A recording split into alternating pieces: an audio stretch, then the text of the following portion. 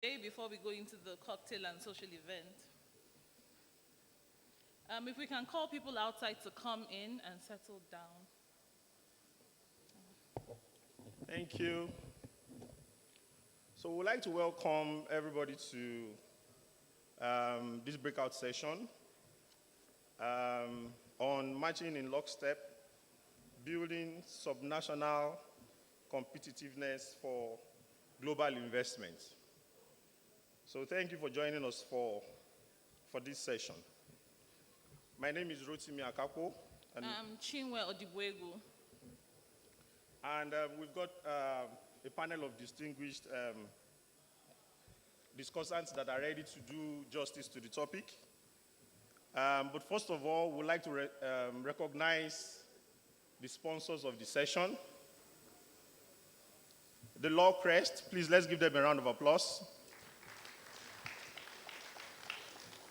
And Access Bank, please let's give them a round of applause too. We appreciate the two sponsors for sponsoring this session, and we'll continue to look forward to your support to the SBL. Thank you. So let's give a round of applause to all our panelists and the chairperson seated already. They've been here on time, and they had to wait over an hour, so thank you very much. Before we introduce the chairperson and the panelists, we need to get a 1-minute message from one of the sponsors, Access Bank. May I invite the representative of Access Bank, if the person is around? Please put your hands together for Access Bank.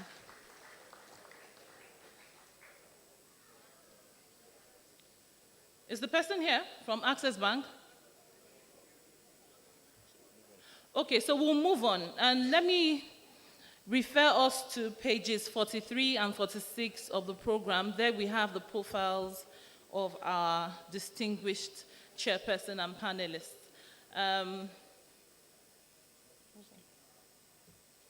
Okay, so I'll just introduce everybody. We have the chairperson of this session, Professor Osereme Osumbo, former executive governor of Edo State.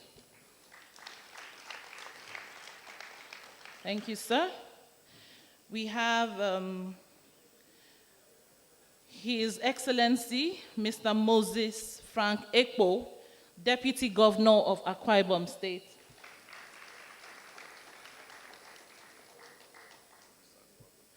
We also have Mr. Hassan Muhammadu, Commissioner for Finance of Gombe State. He's representing the Governor of Gombe State.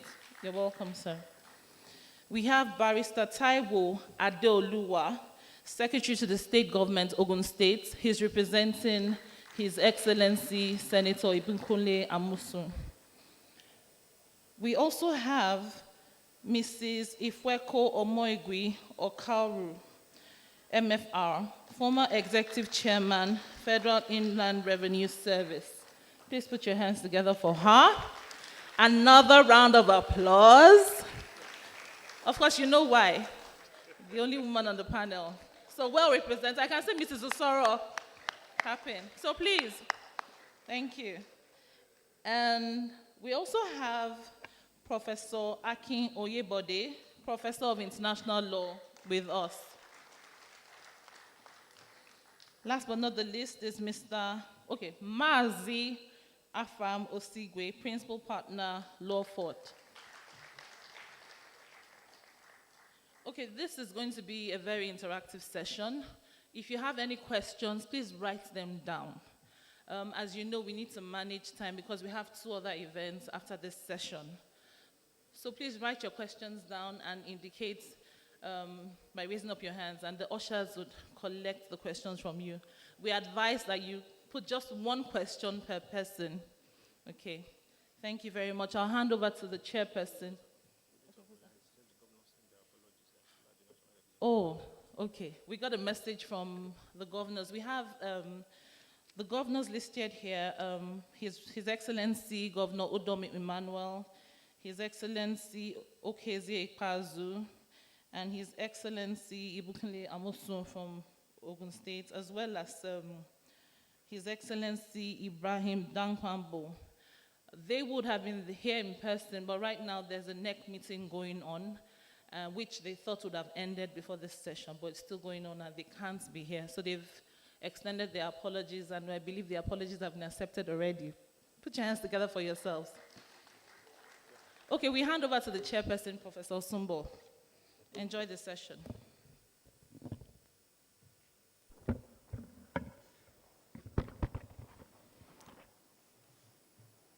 The president or chairman of the chair of the business law section of the MBA,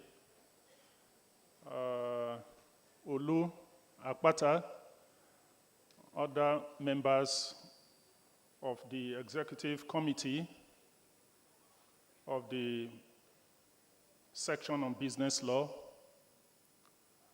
distinguished panelists,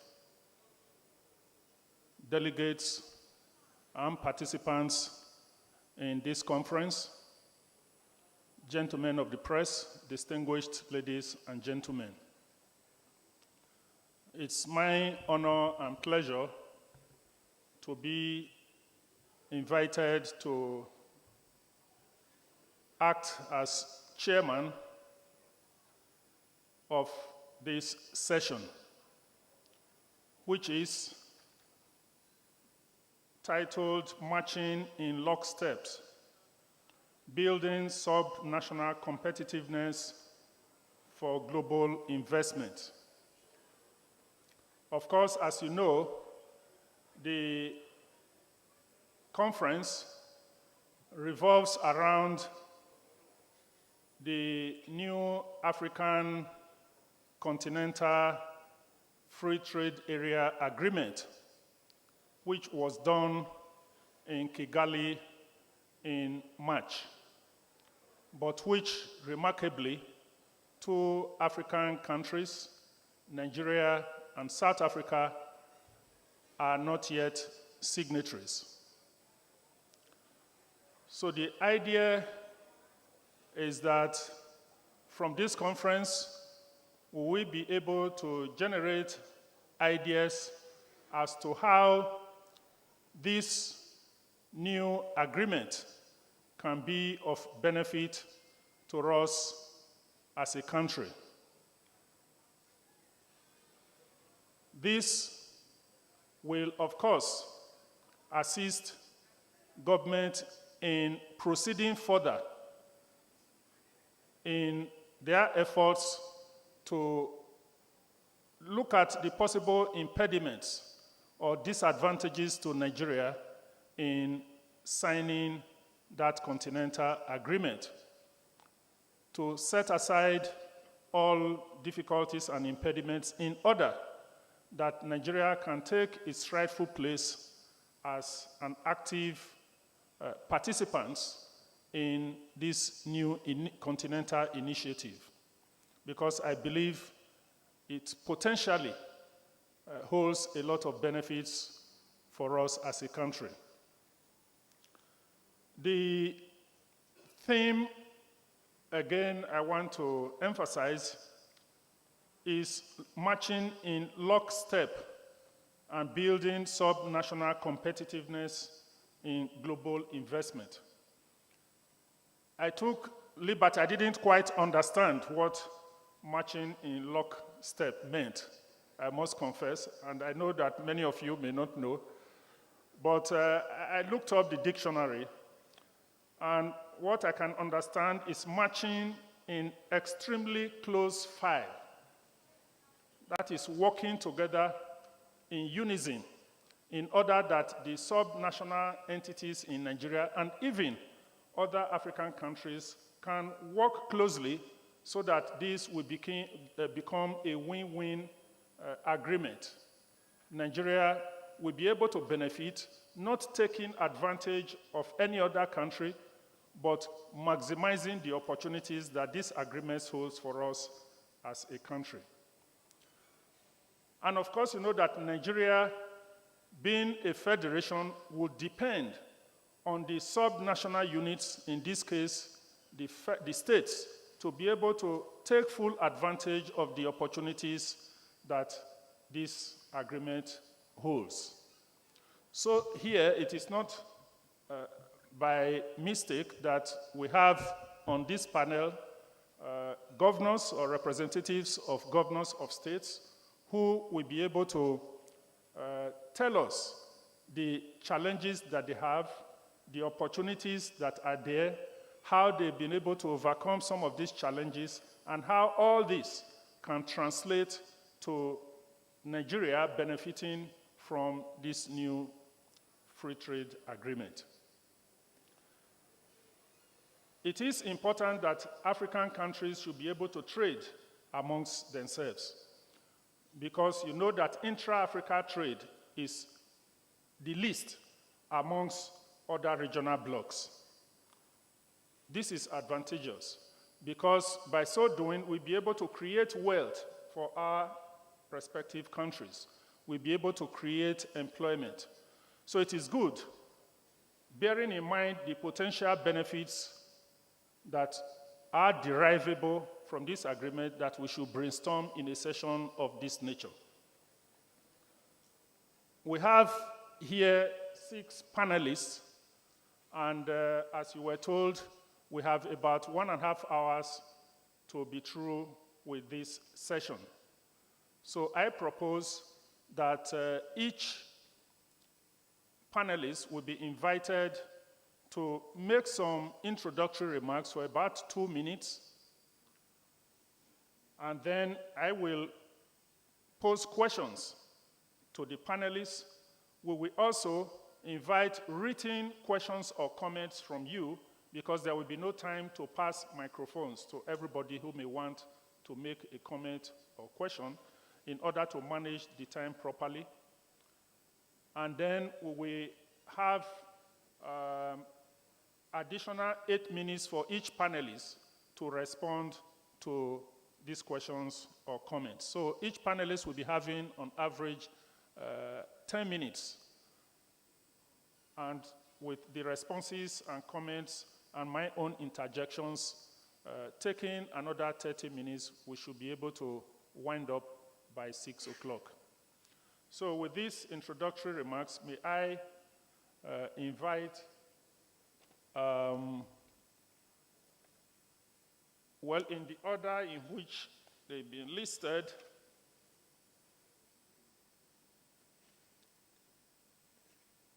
maybe we hear from the governors first, or representatives of the governors of states. So may I invite the representative of His Excellency, the Governor of Gombe State, His Excellency Ibrahim Dankwabo, in the person of his Honorable Commissioner, to make some introductory remarks in about 2 minutes as to the contributions of Gombe State towards the actualization of the objectives of this continental free trade agreement. How can we maximize the opportunities that this agreement holds? What are your constraints? What are your difficulties? What are your successes? So you can please just by way of introduction tell us this briefly, but later we'll be asking you comments and questions to elaborate further. Mr. Chairman, distinguished organizers of this event, my fellow panelists, distinguished participants, members of the press, good evening to all of you. I would say that the topic under discussion is quite timely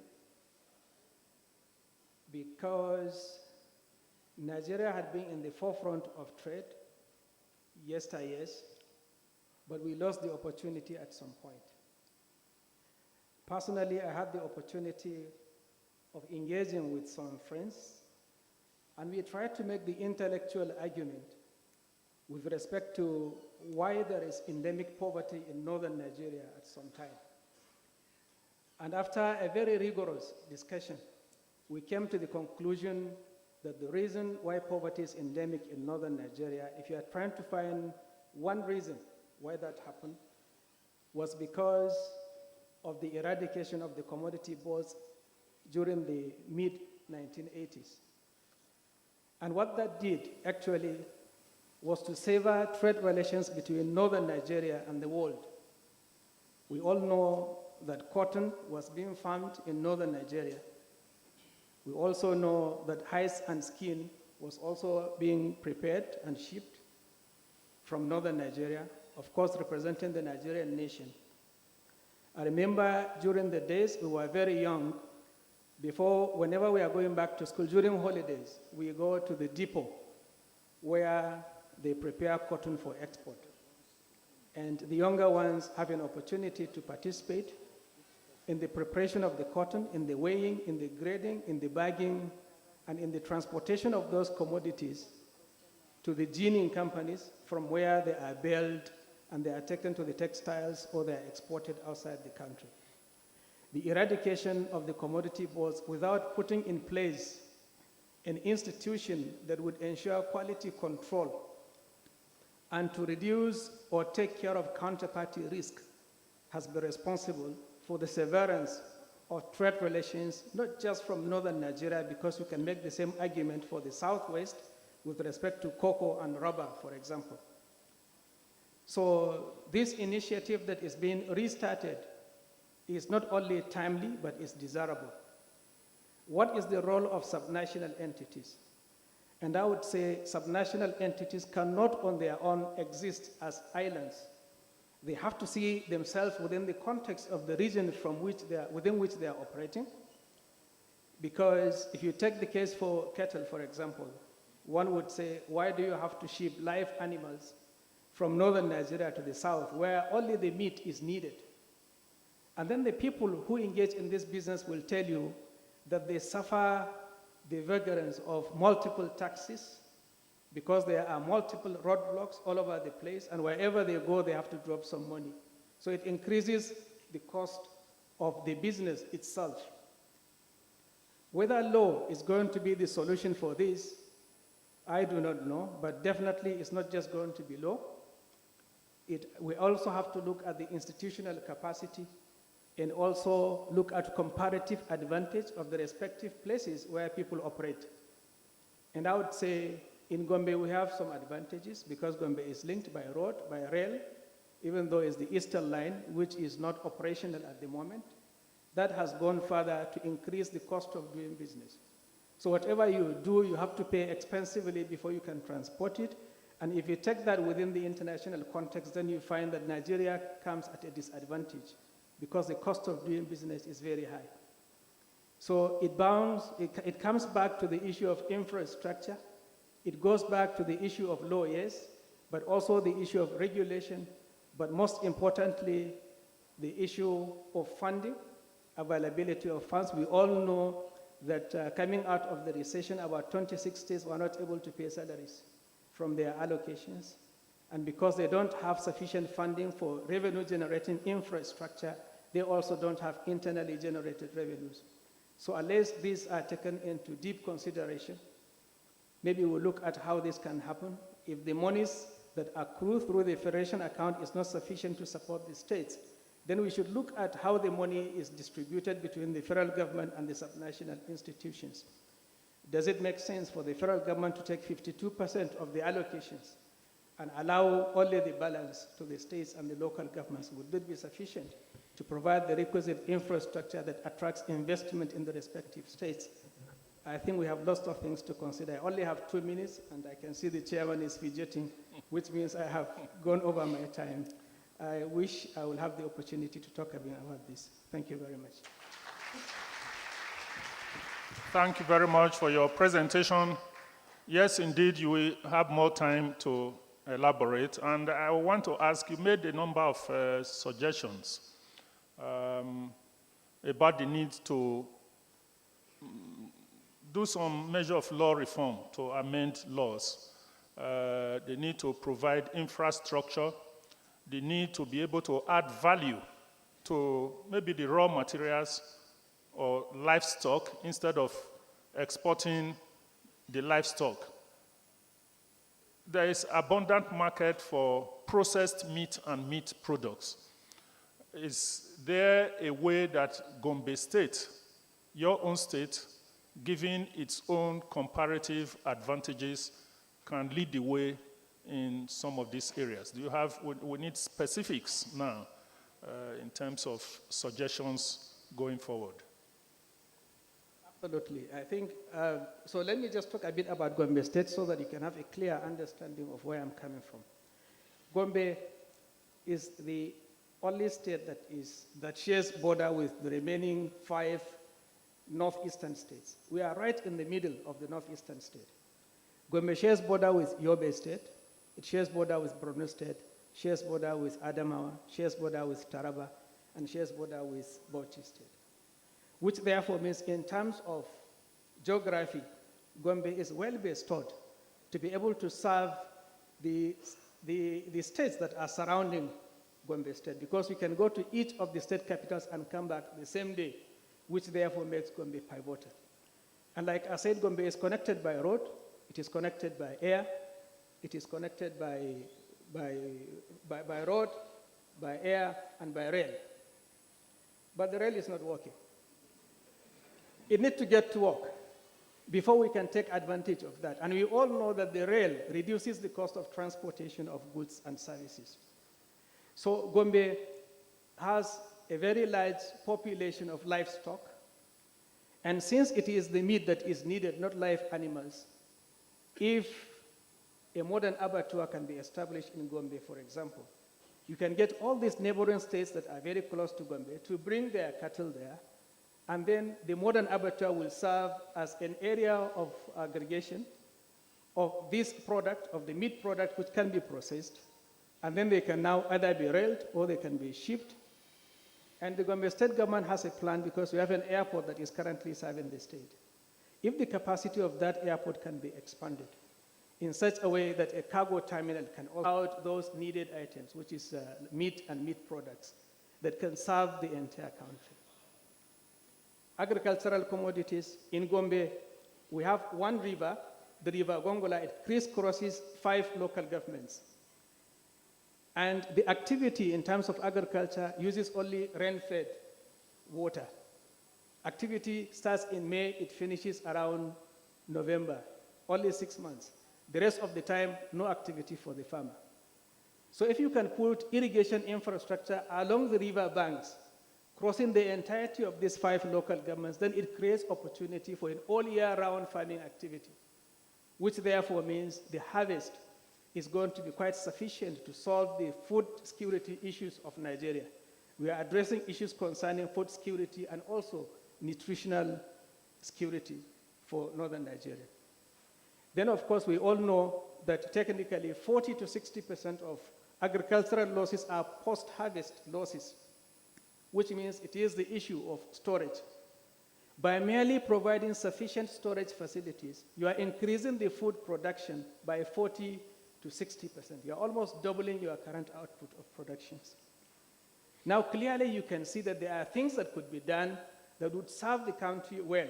And I'm just talking about Gombe State. You can do the same thing for each of the 36 states that we have in this country. Now it boils down to insufficiency of funds. You have all these plans, but you don't have the wherewithal of financing this development. So probably this is something to look at. Thank you very much. I'm even coming to that as well. The issue of railways in Nigeria is very crucial because it's perhaps the most economically efficient means of moving goods, particularly on a commercial scale.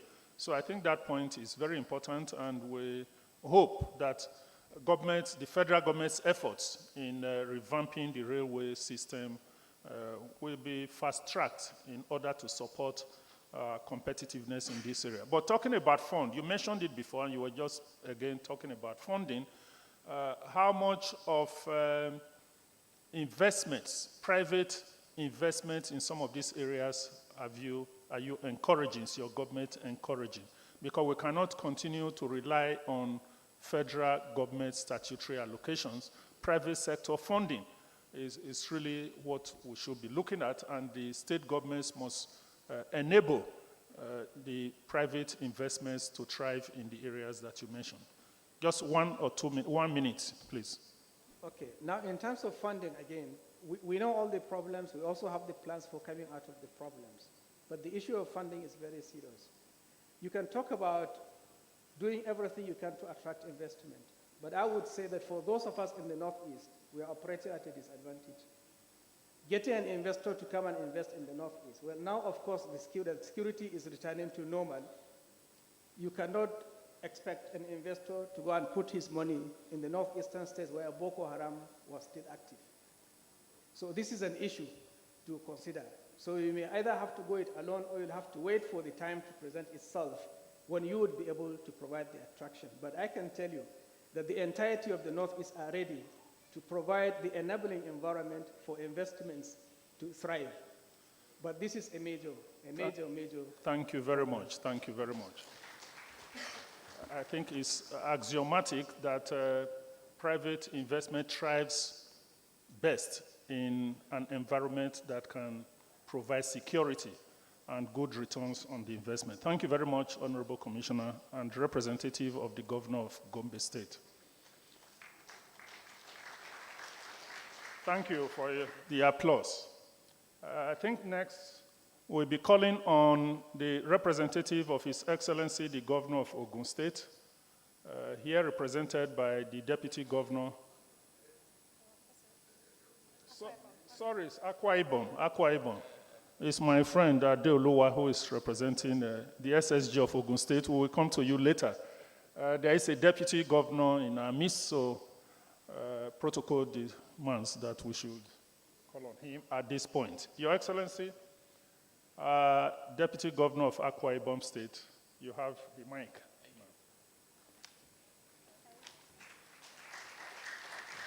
Maybe you prefer to stand.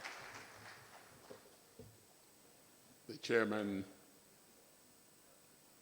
of Business Law Section of the Nigerian Bar Association, the Chairman of this panel, very distinguished, learned persons.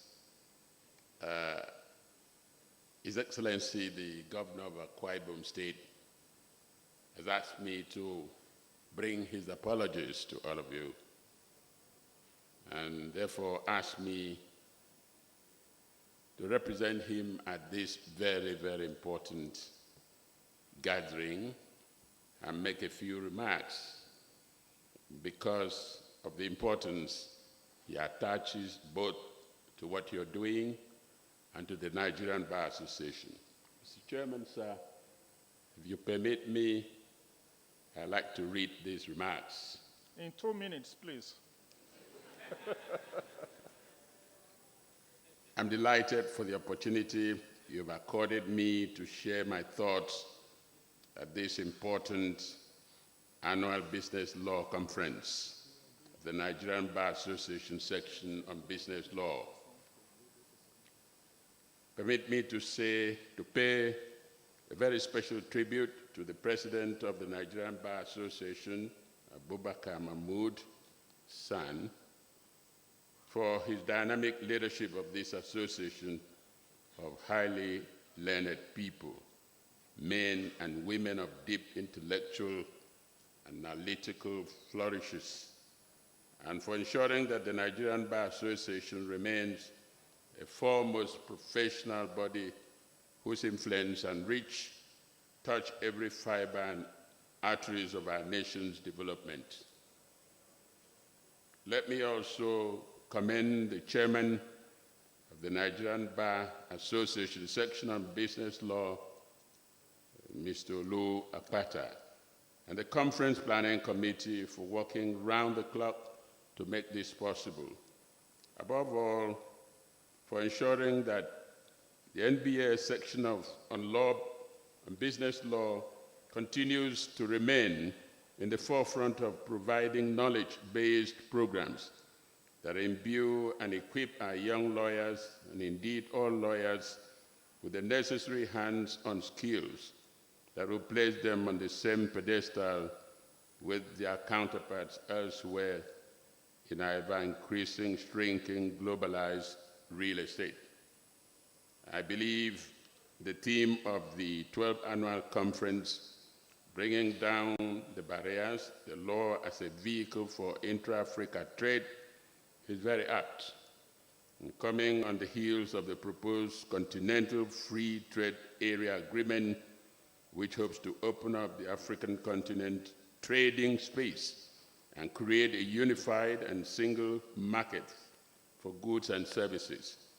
I think the conference will help establish the necessary predicates of engagement that will help simplify the rules and processes so our lawyers and our people will be ready and equipped to provide real-time counsel to our economic development.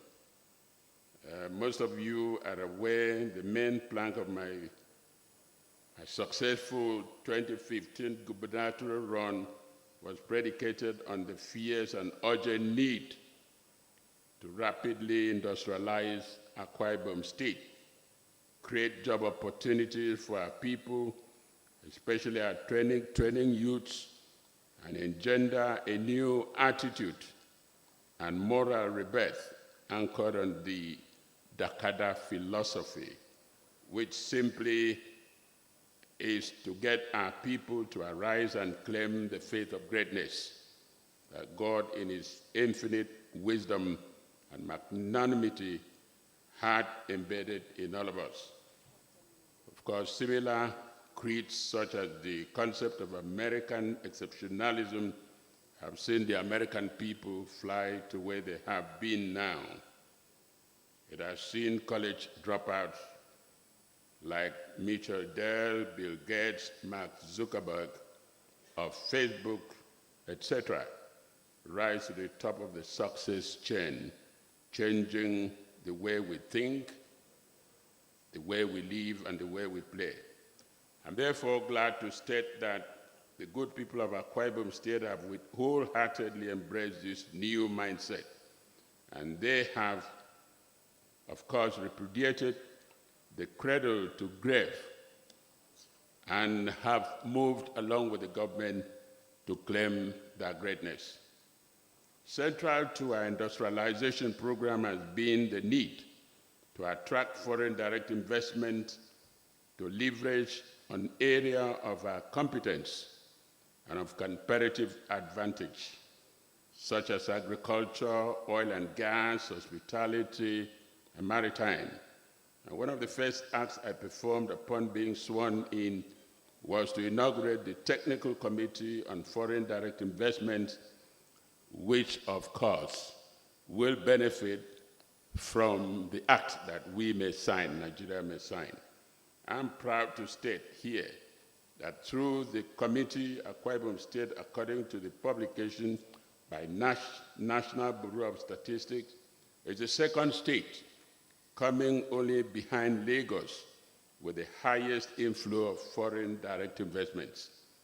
Today, Akwa Ibom State boasts of the largest syringe manufacturing company in Africa, the best in the nation metering solutions company, a soon-to-be commissioned flour mill, a fertilizer blending mill, Ibom Seaport, whose work is advancing at a great pace. We have a coconut refinery industry in the making, and of course, there is an ongoing several private partnership industries that are coming up.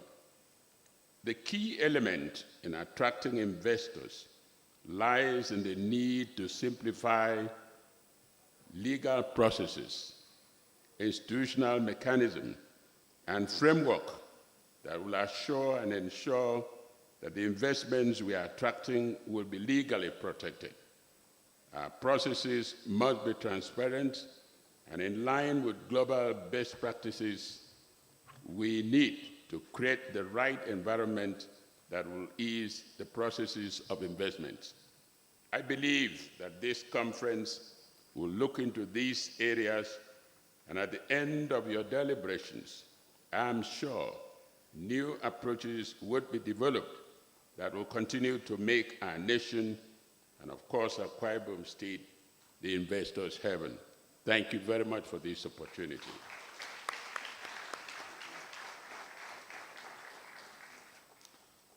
Thank you very much, Your Excellency. It's interesting listening to some of the initiatives that the Akwa Ibom state government has embarked upon. You mentioned in particular some of the manufacturing taking place in your state. And that's interesting because it's at least something different from areas that only concentrate on raw materials. Because part of the bane of developing countries' economy is the fact that we still export a lot of raw materials without adding value. So the fact that you are adding value to some of these things and producing, manufacturing, gladdens my heart, and I think is to be encouraged and is to be emulated. You mentioned, thank you. Thank you. You mentioned that one of the things that you've done is to simplify the legal processes. So is there something that you did in this area that other states may be able to benefit from? And how can you maximize on some of the activities, economic activities taking place in Akwa Ibom that potentially can be exported to other African countries? Because we are looking at how Nigeria can take advantage of this new continental initiative and be active and important players, not just globally, but within the African continent. So, Your Excellency, can you just enlighten us in about 2 or 3 minutes as to what Akwa Ibom is doing in the area of simplification of the legal regime and what you think we should be encouraging Akwa Ibom to do in order that it can be a major exporter of finished products. Thank you very much. We look at the metering factory that provides meters for electricity. The vexed question with this area of development has been the paucity of meters for users of the electricity across the nation. And this factory, which came into operation 3 months ago, is churning out 150,000 pieces of meter. It's available into the market through the Electricity Authority. And of course, that has brought to us in Akwa Ibom State, first and foremost, the first beneficiaries of this product, that most of our people are now buying into getting these meters, which is what has definitely made it impossible, so the electricity people say, for us to have, a generated electricity. So by that, we believe that other states, other parts of the country can benefit from this metering factory. Of course, the governor mentioned the fertilizer blending factory. The thing about this factory is it is so situated and so developed to make sure that it can make sure that it blends for the crop you want. Because not all fertilizers are suitable in certain soils for certain crops. But this factory is specially made to blend for the kind of soil you want and for the kind of crop you want to use it for. If it is cocoa, if it is rice, if it is cassava, if it's vegetables, this factory is capable of blending. Actually, the factory has gone into production and is at this point in time supplying to the Federal Ministry of Agriculture. That is our main takers. And that way it is spreading through parts of the country for this important purpose. And of course, like I said earlier in this presentation, it is only a business law a conference like this that can look at what is necessary to make sure that it is possible to get all our laws, all our regimes in place, so that the investors who will come to buy or will come to partner with us will find no difficulty in investing their money, making sure that there is a legal regime that will protect what they have. I think this is what we're trying to do in this area. Thank you very much.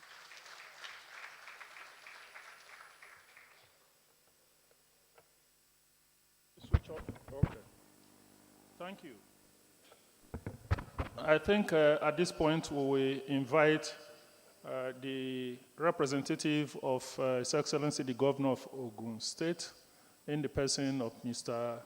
Ade Oluwa, to make first your general remarks, but we will also be interested in knowing what Ogun State is doing differently to be able to achieve results, and what impediments have you been able to overcome, what opportunities are there that other states can also tap from. You have the mic. Thank you, Mr. Chairman. I'd like to start by saying clearly that in Ogun State, we share the optimism that greeted the African Continental Free Trade Agreement, because we are not lost on the opportunities that this agreement portends for Africa as a whole and for Nigeria as a country, and of course by implication for the states that make up the Nigerian entity. But like Chairman said in his opening remarks, just as there are opportunities, there will be challenges. And the objective of every stakeholder is to ensure that we are able to tap the most of the opportunities, and of course stem the problems that it will bring with it. I would like to state clearly that when we came in 2011 in Ogun State, we were clear in our minds that to make progress and to positively impact on the life of our people, we must do things differently. We were not content with just coming to Abuja every month with begging bowls to ask for FAC and then struggle months in and out to balance the books. So one of the things we did earliest was to open up our state to private investment, particularly to foreign private investment.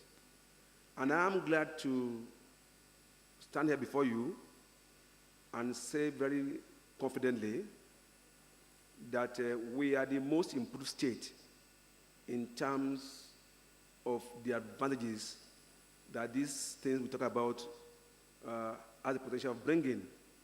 The figures are there. 75% of the entire FDI that came to Nigeria in the last 6 years in the real sector came to Ogun State. This was a result of both mother luck, because I must admit that we are nearest to Lagos. And when Lagos got too full, naturally they came westward to Ogun State. But beyond that, we also took some positive steps to ensure that we took full advantages of the issues that confront us. As for the African Continental Free Trade Agreement, we believe it's a good thing, but like I did mention, we must be prepared for both sides of the coin. Let us look at some of the statistics to enable us to drive home the point that we are trying to make. The trade flows and patterns show that in spite of the gains recorded by existing African regional economic blocs, intra-African trade accounts for less than 20% of the entire African trade volume.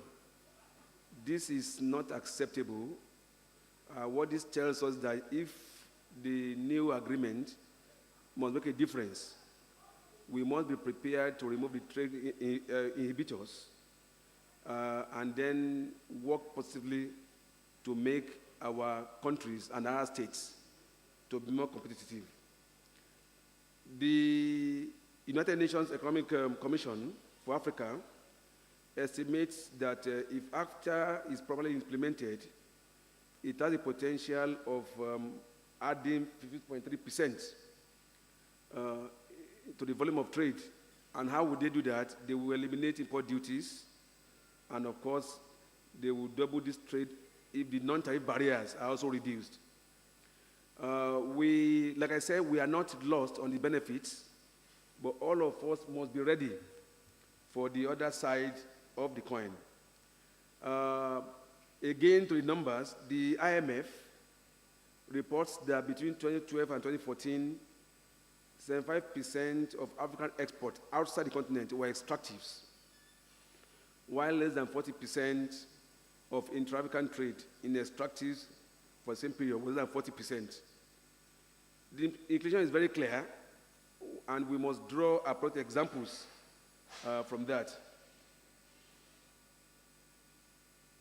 Again, to the numbers, because it is important for us to stand on a firm foundation, the AU Economic Commission for Africa, they have a publication called Boosting Intra-African Trade 2012 Action Plan, and that publication underscores the imperative of transformational progress on trade within the African continent. They have recommended capacity building and infrastructure development as some of the things that we can do to improve on this. Coming to my state, Ogun State, like I said, we are satisfied that we have made huge progress, although we are not there yet. We still have a long way to go. When we came in 2011, every foreign donor, every multilateral institution, every aid agency had left on account of the circumstances that Ogun State found itself at that time. It's unfortunate. But I'm proud to report that on account of the policies, on account of the hard work that my principal and the team have done, today we have rallied back most strongly, and today we have come back as the industrial capital of Nigeria.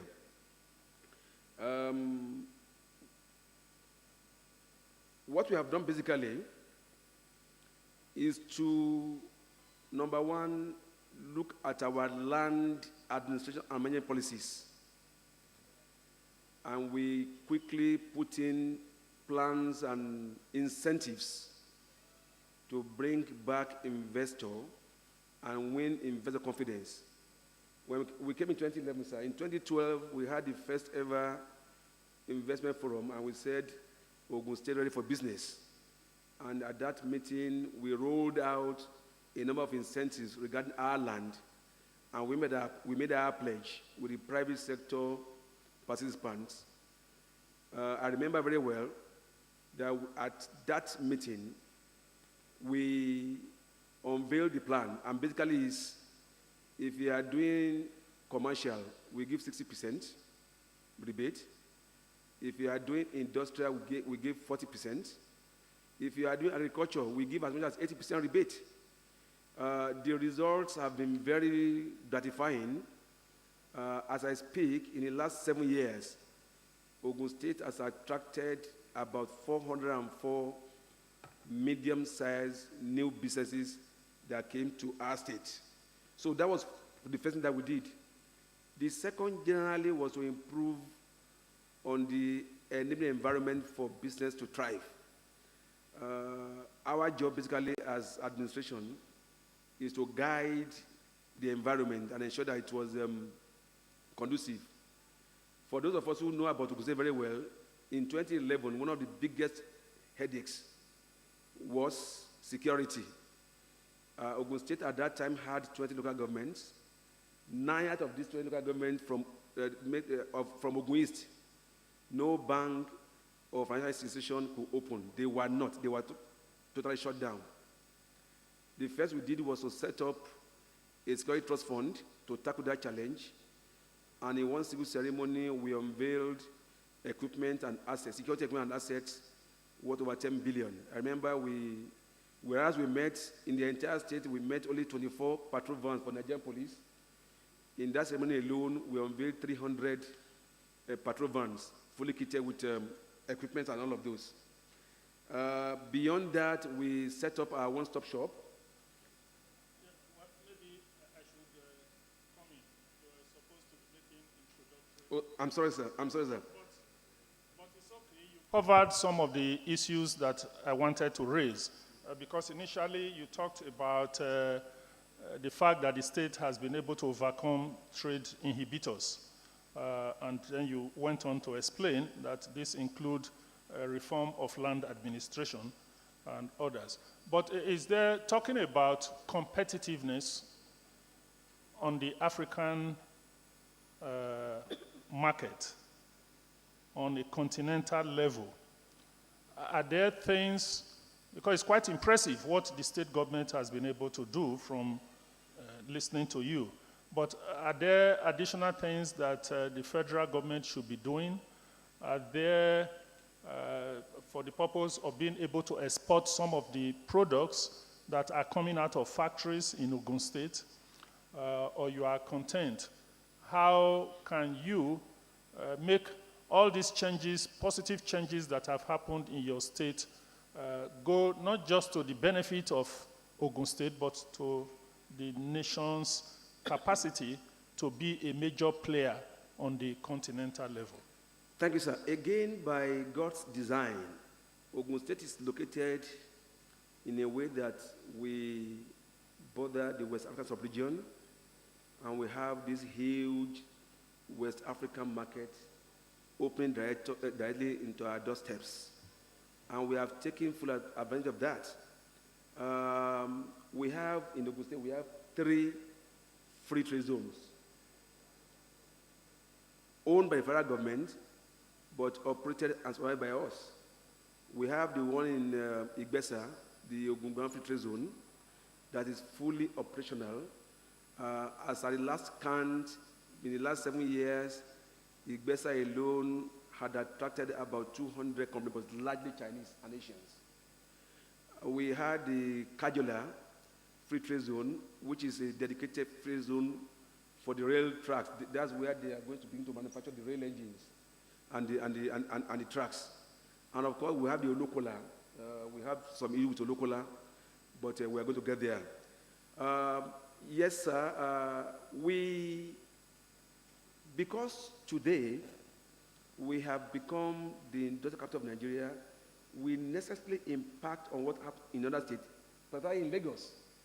And our ambition when we set out in 2011 was to be to Lagos what New York is to New Jersey. We want to feed Lagos, we want to clothe Lagos, and want to move Lagos. And I'm proud to report that we have achieved reasonable success in this direction. Lagos has the market, but we have the processes. And I give you examples. The biggest American investment in Nigeria, non-oil, is in Agbara in Ogun State, but the market is in Lagos. So essentially, and that is one of the issues we have had. We are doing our bit as a state to improve and increase on our GDP, and the figures from the Office of the Statistics General of Nigeria will show clearly that Ogun State economy is growing even as a higher rate I agree with than you. that of natural average. I agree with you entirely. Yeah. On But that. again, because we're talking about commerce, we looked at the arbitration law, and we did our own. We went ahead because businessmen and they cannot wait for the normal, regular litigation. It takes a while.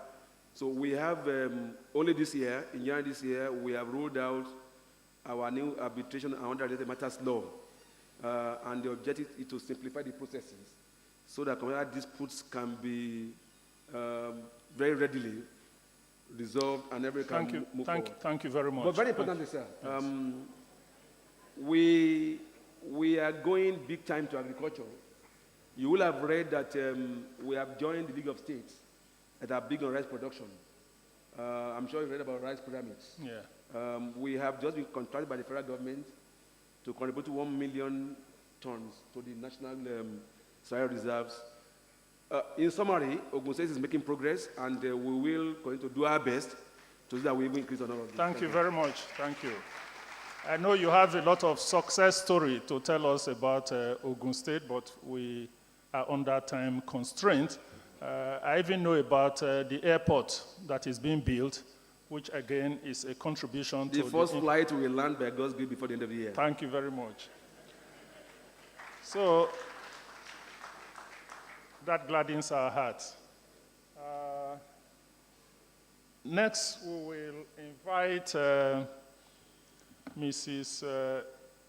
Ifweko Omoigwe Okaru, who I believe you all know, because until recently she was the chairperson of the Federal Inland Revenue Services.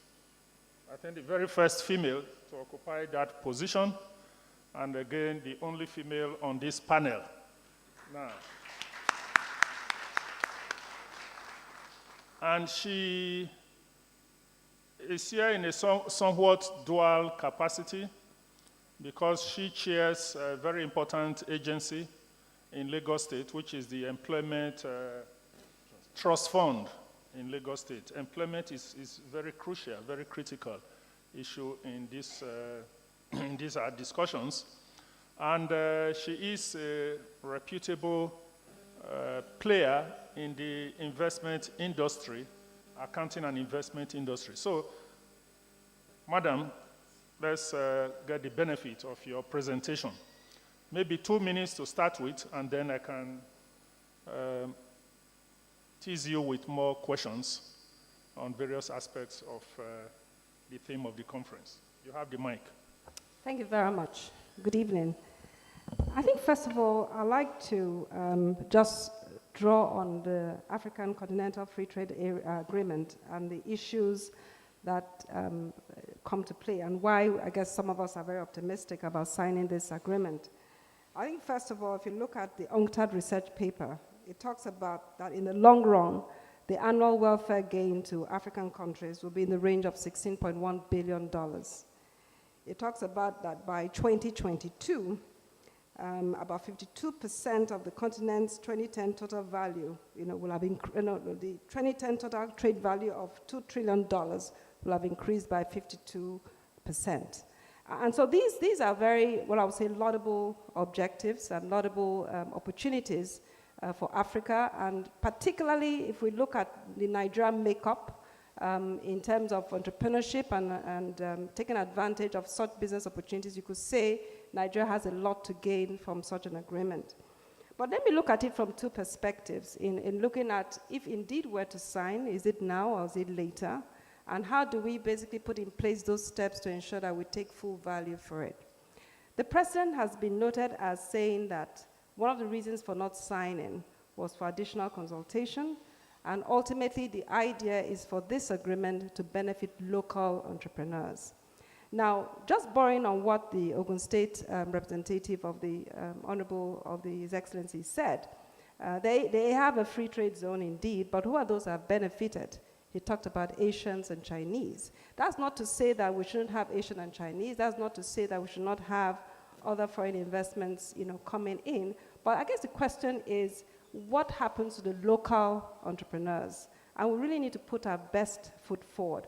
And in doing that, I'll also share some examples or some of the experiences we've had in Lagos, where the Lagos State governor, as part of his campaign speech, and he actually put it, one of the very first things he did was to set up a ministry for wealth creation and employment, and to set up the Lagos State Employment Trust Fund, which we started off in March 2016. And so we've just had about 2 years of experience, but even in that experience, we've given out loans to over about 7,000 beneficiaries. We've had experience at the medium and small, enterprise level. But I can tell you that even with the sheer speed at which we have, in a sense, implemented, it has given us grassroots understanding of some of the challenges that our entrepreneurs face. And I believe I'll be in a position to share that with you. And I think the other thing I'd like to talk about is, what does the UNCTAD research paper talk about revenues? It talks about the fact that, yes, we'll gain, in welfare gain, it says $16.1 billion, but in the short run, and that short run is not exactly defined, it will reduce the trading state's treasury by up to $4.1 billion annually. So again, in bridging that gap, we've just heard from Gombe that the funding is not enough. We need to get more from federal. We know the uncertainty around oil prices. So we need to put all that into context in terms of how do you bridge a drop in revenues at the same time as taking advantage of trade. Have we really benefited, for example, from the ECOWAS trade liberalization scheme, which is about 15 countries? I know, for example, that, take shea butter, for example, people have told me, those who are in the industry, that shea butter that is sold abroad is actually sourced from Niger State, and is sourced from states in Nigeria, but it's actually labeled as from Ghana. So who really gets the benefit of the trade zone? And I think those are issues we need to talk about. Thank you.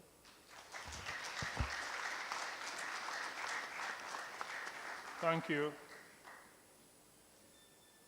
Yes, it's very important that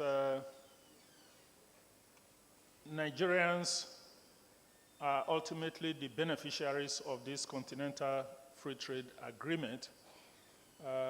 How do you think that Lagos State, that you are very much involved with, can also, and Lagos has a lot of advantages by its location to be an active player in the continent, or at least a facilitator. Nigeria's most important ports are in Lagos. And a lot of things, talking about infrastructure, for instance, we know that that is a big handicap. And many of us have seen on television, if not witnessed it personally, physically on ground, the huge traffic congestions just getting into the port, taking your goods into the port or moving goods out of the ports. I know that there have been efforts even to get the private sector to intervene in this area and provide necessary infrastructure. How much can Lagos State or other states of the Federation contribute in alleviating some of these difficulties? It's interesting you talk about the ports, because in my other hat, I'm also involved in the performance audit of the maritime sector. And the challenges of the maritime sector, particularly looking at the ports and looking at the congestion, are huge. But more importantly, related to the trade-free agreement, is the fact that we are losing significant competitive ground. Ships are moving away from Lagos and bringing their goods through Tema, through Benin, and beyond even the ports. I mean, I was just trying to search for something that was shared on our employment trust platform. We're losing choice locations. I'll come back to your question. Choice locations to Ghana. So recently, for example, and one of the things that Lagos did was to put a bid to be chosen as a hub by Google as their new artificial intelligence center. And you can imagine the sheer number of jobs that will come from that, and the kind of investment that will come from that. But guess who they chose? What country did they choose? They chose Ghana. They chose Accra. And what are the reasons that they gave? They said deciding on the location was a difficult decision. In the end, we chose Accra because of a strong ecosystem of local universities. Its proximity to a branch of the African Institute of Mathematical Sciences and experience in the country. And I could go on and on about what we are losing to other countries, not just in terms of even maritime sector. And so coming back to issue, how do we take advantage of this trade agreement? I think first of all, we need to think through a very clear systemic plan of action, which involves everyone.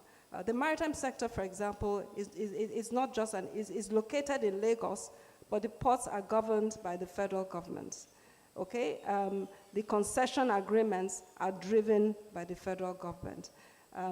So who really, unless you have a maritime hub around which there's regular discussion and so on, there's also this tension between local government, state government, federal government as to who to drive. And guess what? Who suffers? Everybody. And maybe even put some statistics as to who suffers, because again, this is something we track at the Employment Trust Fund. We have the national unemployment figures as of Q3 2017. If you add unemployment and underemployment, is 40%. If you add youth, as of Q3 2017, and these are NBS figures, is 52.4%. And so you find that much as a Lagos State is trying to address employment issues and so on, sometimes it's actually not just about them. It actually takes a huge collaborative effort between Lagos, the federal governments, and even the regional players. Because we really, for me, if I were to talk about a recommendation, before we talk about African integration, we should also look at regional integration. It's not about just competition between Lagos and Ogun State. It's about how do they cooperate to ensure that at the end of the day, they're all talking from the same page. So there's regional integration, and there's also country integration, because we really haven't even gotten to that level. Then not to talk about the ECOWAS integration, which even while I was in the FRS, I knew there were so many different issues in terms of tariffs, in terms of importation and goods, and even dialogue between customs and FRS, and to ensure that in terms of taxation, we're all talking from the same page. A lot of progress was made, but those are issues that we really need to think through at the granular level. So Lagos State in itself will do its best, and just to give you an idea of what Lagos State has done in the area of creating employment, in the last 2 years, LSDF, through the loans that it has given out, has created 24,000 jobs, close to 25,000 jobs, but 25,000 jobs relative to what we should be talking about, we're talking about at least 1 million jobs. You know that regardless of those efforts, regardless of the progress that has been made, there's still a long way to go. And that must come from collaboration. That must come from the federal government also. Because thinking to itself, there's only so much the federal can do. Real investment, real trade does not happen at the federal level. It happens at the state level. It also happens at the local government level. And until those issues are sorted out, it limits the extent to which we take advantage of such trade agreements. Thank you. I agree with you entirely that while we are looking at the national economy and national productivity, it's actually the aggregate of what the states addressed here as the sub-national units contribute. That is what makes the national contribution and the national economy. As we were discussing before, and we made reference to the fact that California is about the 6th largest economy in the world. It's just a state, one of the states in the United States. So when you say the United States is a strong country, its strength really derives from the strength of the states. Reference was also made to Lagos, that in fact, in terms of the size of Lagos economy, it ranks, number 5 now in Africa. So we need to encourage the sub-national units themselves to be strong, and the aggregate of all of this will mean a strong Nigerian economy and strong Nigeria's competitiveness. But just the last few minutes, for somebody who has been an active player in the finance world, including taxation, I know the federal government came out with ease of doing business initiatives in a number of areas, including removing some of the impediments from the ports. How much of problems in the tax regime contribute to this migration of jobs and migrations of investments and industry from Nigeria to neighboring countries? We know that many years back, some of the manufacturing companies, many of them that used to be in Lagos, and perhaps maybe even Agbara Estate, some of the industries, closed shop and moved to Ghana. I'm not sure how many of them have returned. It seems things are a bit better now. some cite problems about lack of electricity, lack of water, and all those. But let's address the issue of tax regime. How much of that needs to be reworked and revisited? Because government, as His Excellency the Vice President mentioned last night, is anxiously waiting to get recommendations out of this conference as to what they might be looking at in order to strengthen Nigeria's competitiveness. So in 1 minute, can you address the issue of tax regime and what we need to be doing about our tax regime to improve our competitiveness? Thank you. In terms of taxation, there's no doubt, for example, that multiple taxation, which has been mentioned, is actually quite a bane in terms of the cost of doing business. And I must say I'm actually part of a group working with the National Assembly that is looking at how to change our tax laws and improve on it. And hopefully, before the end of this administration, that particular project should have been concluded, to look at all the laws and see how we can help in making sure that it enhances the ease of doing business, and through law address the issue of, to a certain extent, multiple taxation. Multiple taxation is dual-fold. There's a legal aspect, but there's also the recognition that states and local governments, could have its own charges for services and so on. But to the extent that it can be significantly improved on, it will. But I don't think, if you ask me, that the reason for the migration of businesses from Nigeria to neighboring countries, you could actually talk about it from a point of view of taxation. I don't think so. VAT, for example, is the lowest in the region, even not the lowest in Africa. Company income tax is 30%. I mean, it could be reduced to 20, but it instance that's significantly different, in that instance. But I think by the time you add up the multiple taxation, it's more the costs of doing business, I think, that has contributed to the migration. So when you add up the cost, including the tax, then the totality of it, affected. I think more of the issue around the migration from Nigeria to other places is certainty, the absence of certainty. Knowing exactly what really are you charging, what really are the rates, not a situation where today you charge A, and then tomorrow somebody wakes up and then you charge B, and there are no laws or legislation to actually tell you that this is the rate that is done. And I think it's not just about taxes that certainty comes in. Certainty comes in terms of decisions of government, it comes in terms of policy. Today you have a policy that you should import rice, and then all of a sudden you wake up in the morning and then you're no longer importing rice because there's a new policy. And meanwhile, you've just invested huge amount of money and your cargo is on the seas and it's coming in. That's not to say that we should not ban rice. But how do we make those policies? How do we ensure that we recognize that people have made investments? And how do we ensure that you can plan for your business regardless of the kinds of policies that are decided to be put in place? So I think it's more a certainty issue rather than a tax issue per se. But certainty affects taxes. And that is why sometimes when we talk about multiple taxes, it's not really what is in the law. It's really a situation where somebody can just wake up and say, you need to pay this charge, and then all of a sudden, you're not given right of access because you're not paying the charge. I think it's more certainty than anything else. Thank you very much, Mrs. Ifueko Omoigwe Okaro, for your presentation. We now call on Professor Akin Oyebode, a renowned professor of international law, who incidentally was my colleague when I was at the Faculty of Law, University of Lagos. I've not seen him for so many years. I'm so glad to be able to see you today, Professor Akin Oyebode. So you have the mic now to make your presentation. Thank you very much, Mr. Chairman. I feel like fish out of water because I really don't belong to this panel. I don't work for a government. I'm a professor of international law. So my own focus is more global than local.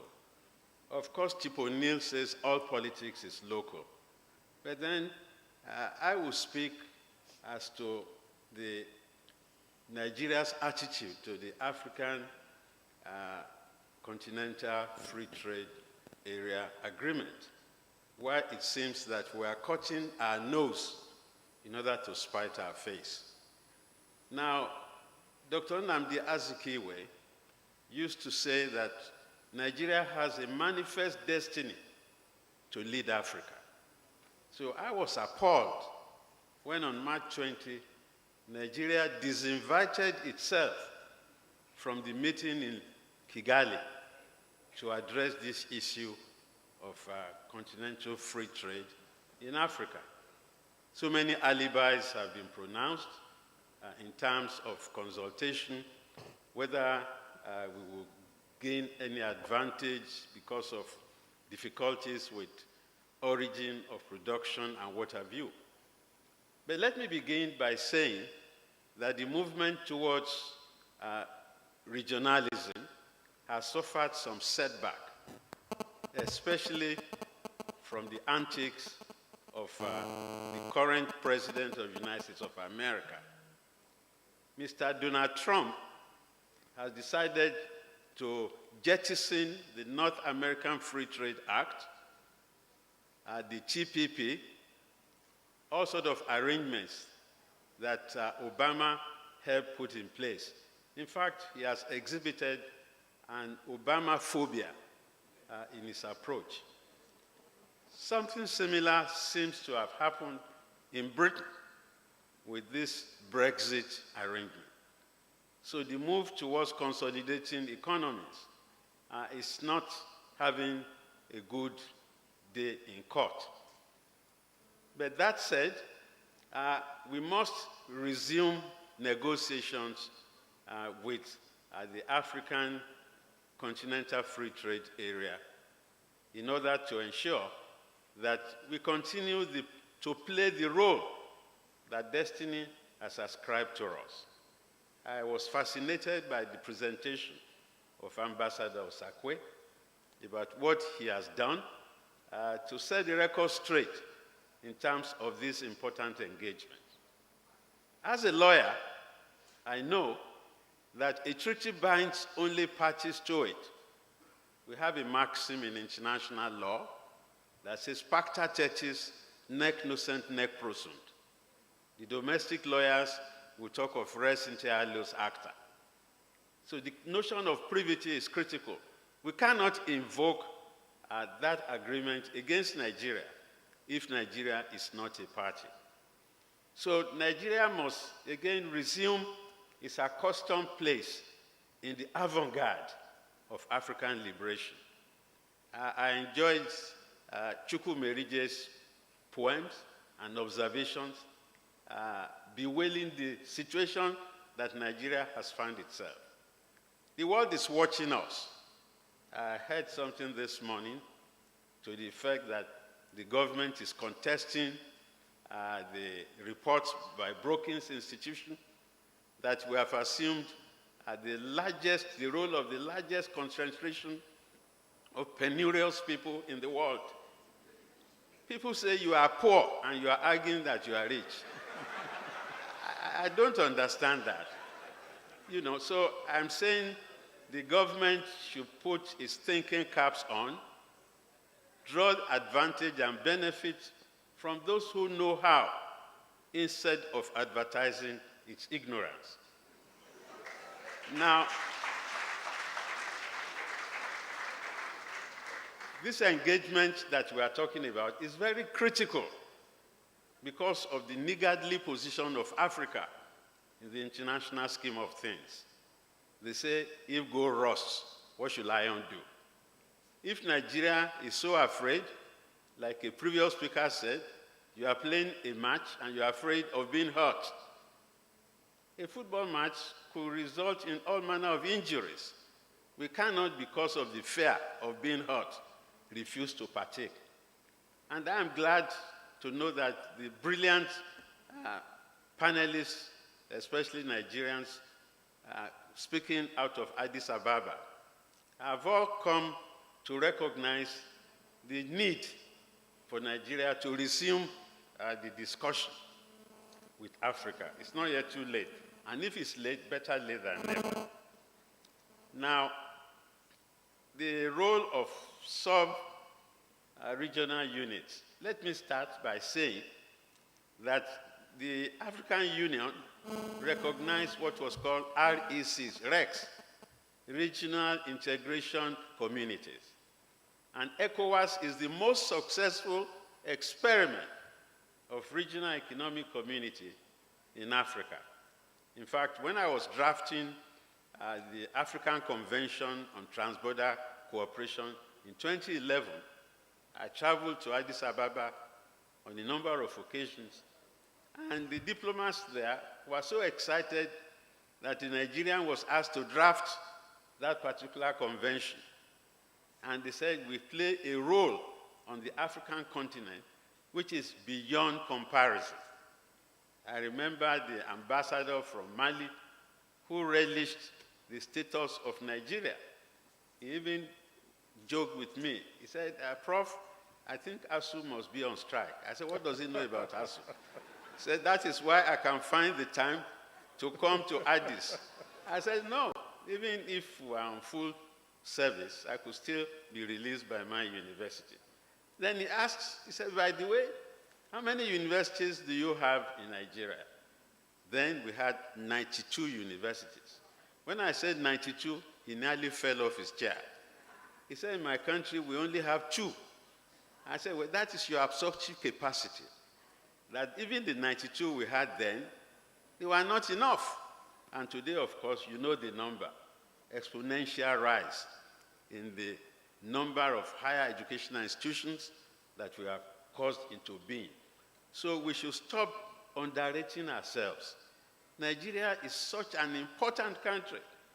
In fact, you saw the game that our boys played in St. Petersburg. And people were saying, we have to save the image of Africa because the other African countries had fallen by the wayside. So people think a lot about this country. And so my plea to the government is to ensure that we cut our losses, okay, by resuming negotiation of the African Continental Free Trade Area Agreement. Now, luckily, as I said, I don't work for any state government. Joseph Stalin said there are statistics and damned lies. Now, if you've been listening to what the statistics we have been hearing, it's everything almost on the positive side. Now, if you ask many people in Lagos, they don't have meters to record their electricity consumption. Yet we hear of a factory manufacturing and going to put our poverty behind us. So it's actually, we have not finished the job. The work of Nigeria is a work in progress. Yesterday, I gave a lecture to the bureaucrats, the Lagos State civil servants, on communication in a smart city. And I had to tell them that Lagos is yet to become a smart city. Mega city, maybe, because of the population. Estimates range from 18 to 24 million people in Lagos. But mega city is not enough. We want a smart city. And if Lagos continues to be Nigeria's big apple, everybody wants to be in Lagos. Somebody gave us the statistics of how many people go to Lagos every day and don't return. So whatever Lagos does is an example to the rest of the country. I'm glad the chairman of the Lagos State Youth Employment Agency, Trust Fund, has been confronted with statistics of inaccessibility of the ports.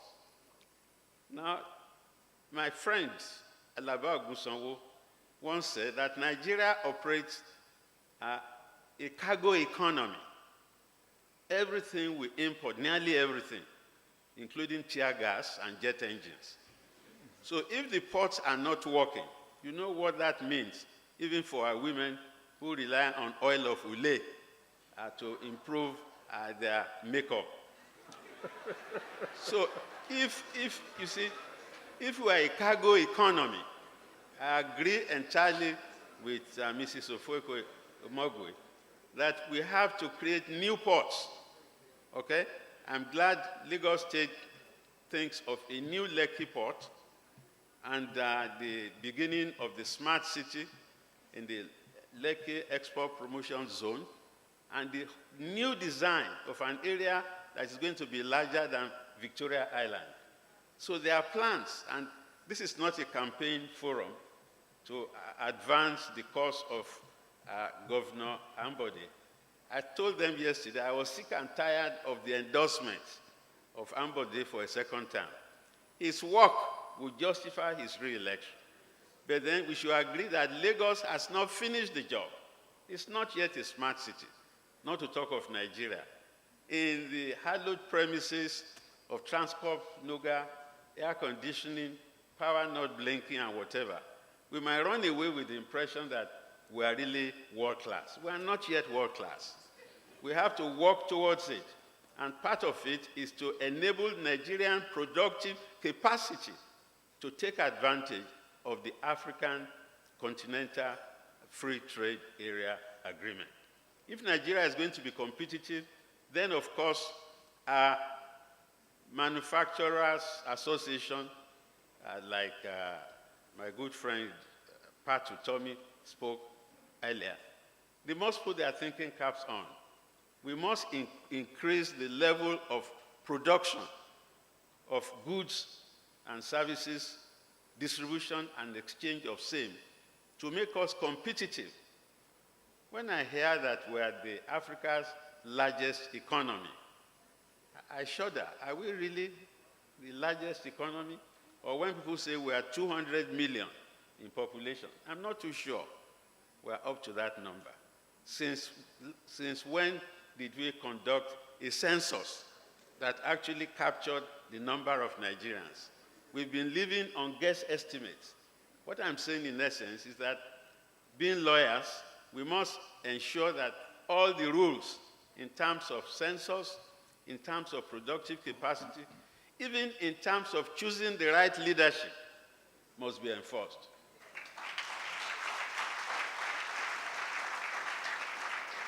As I speak, in my own state of Ekiti, they're going to have elections in another week or so. And I've had all manner of statements as to who will win the elections or not.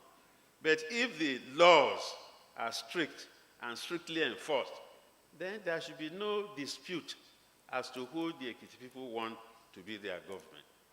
The same thing with the other elective offices. A country where an opposition party is challenging the election of the leader of the ruling party. I don't know what is happening.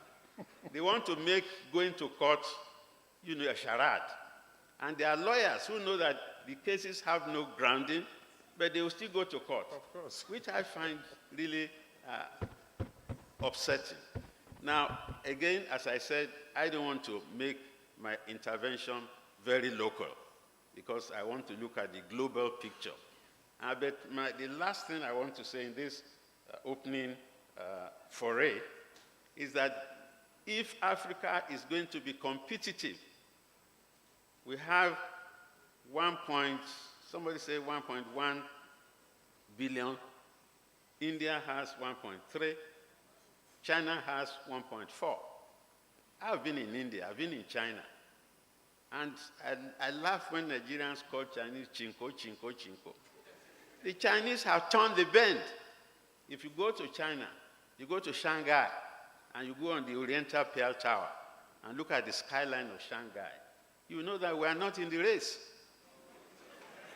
No, I'm being serious. So, and our people travel to all these places, they see all the bounties, all the finesse. Less so in India, because when I visited India, it reminded me very much of Nigeria. People were even peeing on the streets, a sight that is familiar to us here. But China is a different kettle of fish. So my plea is that we must improve our size in order to make us competitive. We have to do whatever needs to be done so that we will never, ever have to apologize for being Africans. I thank you very much for my attention. Thank you very much.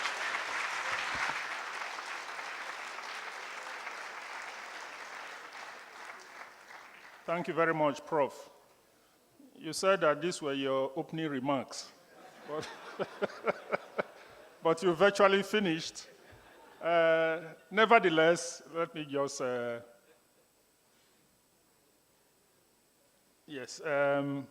ask you this. You started off by talking about Donald Trump and the fact that he appears to have put the concept of regionalism on a back foot with what he's doing, his policies.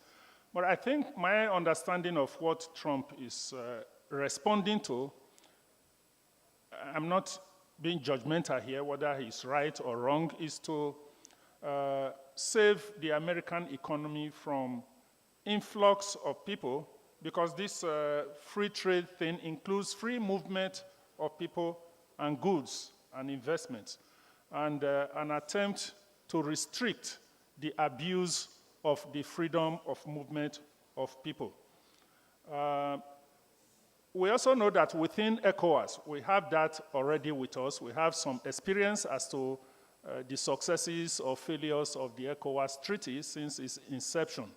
We know that the issue of movement of persons across border within ECOWAS, for us in Nigeria, has come with certain peculiar problems of their own.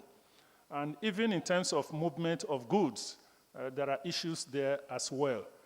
Can you envisage or think maybe within the African Continental Free Trade Area Agreement, areas that might pose some difficulties, which perhaps government is also looking at, assessing, and trying to devise appropriate responses? This is an opportunity for us, and as I said, whatever suggestions come out from here might be of tremendous assistance to government. So, Professor Akin Oyebode, based on your own experiences, what safeguards do you think we can introduce in order to ensure that free movement, whether of goods or persons under this treaty, is not abused? Thank you very much, Mr. Chairman. I think we should borrow from the experiences of ECOWAS. We have a protocol of free movement of persons, goods, and establishments. Although we had the Ghana must go experience, and we had the Nigerian must go in Ghana, I think we have all grown larger than that example. Donald Trump is not a good exemplar to follow. Donald Trump is prosecuting an American First program which is overtly racist. And in fact, some Americans have not recovered from the victory of Donald Trump. On the day of the election, some of you might have seen me on TV saying that Donald Trump was bad news and that there was no way he was going to win. But lo and behold, I woke up at 4 o'clock in the morning and I was rudely jolted by the breaking news that CNN projected Donald Trump as the next president of the United States. Now, my daughter was very hard on me that I was too hard on Trump. 2 of my children went to Trump's university, that's University of Pennsylvania. And I said, look, this Donald Trump is just because he had rich parents, a rich father, that it's not the best. Really, seriously, everybody believed that Mrs. Clinton would have been a better president. Well, the Americans have the right to go to heaven the way they want. They have made their choice, and they are going to live with it. But I don't think we should, out of fear that we'll be swamped by different people from the rest of Africa. Because of that, we should have very restrictive policies. You know, Julius Nyerere once said, all that it takes for an African to recognize another African is just to look at him, that we are all look alike. And to the white races, all niggers look alike. So nobody chooses his place of birth, nor his parents. You just find out that you are born into this particular area. So the sense of social solidarity, love, and brotherhood should inform the relationship between Nigerians and other Africans. We are the same people after all. And so, Thank please, you. spare me Trumpism. Thank you very much. Thank you very much, Professor Akinyoyebode. Now it's my honor and pleasure to invite Mazi Afam Osigwe to take the mic.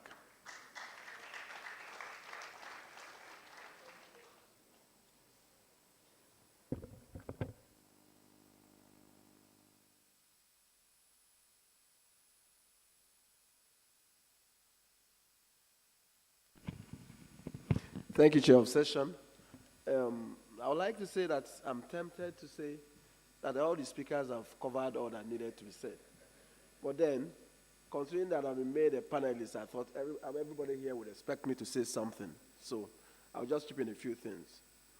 And then when we talk about building subnational competitiveness, I mean, this means that we should brace up for Nigeria signing this trade agreement, and we should brace up for a situation where, as a result of the removal of these trade barriers, there will be free movement of goods and services which will be in direct competition with us. So for me, it's like a fait accompli. We should prepare for it. But how do we do it? How do we encourage the states to do this? And we have to start with the fundamentals. First, I would like to talk about education. I'd like to hazard a guess that most of us here are product of public schools. But I also like to hazard a guess that most of us here who have children have them in private schools. So for us to be competitive, we must invest in education. And that's one of the ways of also saving costs for families. If families have to pay so much to send their children to school, then they'll have very little savings for investments. And so for us to be competitive and to encourage investment, states must invest in education. Now, we must also make our cities livable, because if we want to attract our best brains from within to live and work in certain parts of Nigeria, to build capacity to be able to compete in an ever-changing world, then people would want to live not only in Lagos, Abuja, and Port Harcourt and some other cities, but they want to live and work everywhere knowing that the standard of living will be the same. And whether we like it or not, the rate of corruption we have in Nigeria has a correlation with education. Now, if you earn 100,000 and you have to send your children to private primary school, private secondary school, private universities, there's a tendency we want to resort to other things, to other means of making money to augment this lifestyle, because the public schools are not there. The roads are not very good. Now, so the question may be asked, why is he talking about this? What has it got to do with competitiveness? The state must build capacity. Most people send their children out of the shores of the Nigeria, we lose money. And also, because of the large scale of corruption, people from certain countries find it difficult doing business. Americans, because of Foreign Corrupt Practices Act, the anti-corruption laws in many parts of Europe, many companies are willing or reluctant to invest in some areas. But there's one other area that is of primary importance that the states should emphasize on, and that is what I call land titling and registration. We have this unnecessary concept, governor's consent. Many countries, titling is handled by private companies. It's difficult to conduct a search. In Abuja, if you're not careful, it may take you weeks to conduct a search to verify a title. To register it can take forever. And then you're not sure the fees payable. But in some other countries, finish your transaction between the lawyer, the solicitor, and the bank. These issues are sorted out. The titles are registered. And you can also fight corruption when many people can put their properties under the radar, they don't have to register them, we don't know who owns these properties. How do we improve competitiveness? We must improve the integrity of our process. Now, many financial institutions give loans that cannot be registered because of the cumbersome and obsolete ways of registering these mortgages, these charges. We may not think it's very important, but it's very, very important. Some people can't also obtain a loan because it's difficult to get a certificate of occupancy, whatever title that allows you to use these titles as security for a loan. Even charges, even charters can be used as security for a loan because we don't have any proper registry for charters. And it's so difficult getting some of these things done. Now some persons want to go into farming. They can't even access the land for this. The process of acquiring land, of registering them, is so difficult. So we need to look at education. We need to look at ease of doing business in states. We talked about multiple taxations and the certainty, and I think the certainty is the part that I like most, because most times you don't even know what you should pay and should not pay. Somebody tells you, you have to pay this, take it or leave it. And you're maybe compelled to negotiate to part with a bribe because you don't really know what you should be paying or not paying. And then the issue of double taxation in the sense of, okay, you live in Abuja, then you buy a property in Lagos, you've been paying your tax in Abuja. And of course, Lagos does not care that you've been paying personal income tax in Abuja or company tax. You must pay it in Lagos before they will register it. I mean, these are issues. How do we make for a competitive environment? Certainty is one thing. It allows you to plan. And consistency in government policies will help us to build subnational capacity or competitiveness. You can't be sure what the government policy is. Like Mrs. Omogi said, the policy will be today that you can import rice. You do that, and then while your cargo is on its way, the policy changes that you can no longer import. The land borders change.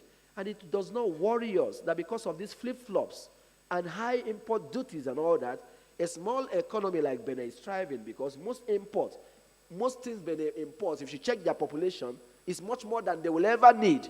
And all these things end up in Nigeria. So why do we deceive ourselves by increasing the tariffs, forcing our nationals to go to another country and only to smuggle them into the country? We need to check, look at some of our laws. We need to also check, how do we tackle things? What is our approach to things? What is the plans of the governors to attract people to come to their state? People run around all over the world that they are looking for foreign investors. Nobody looks for foreign investors that way.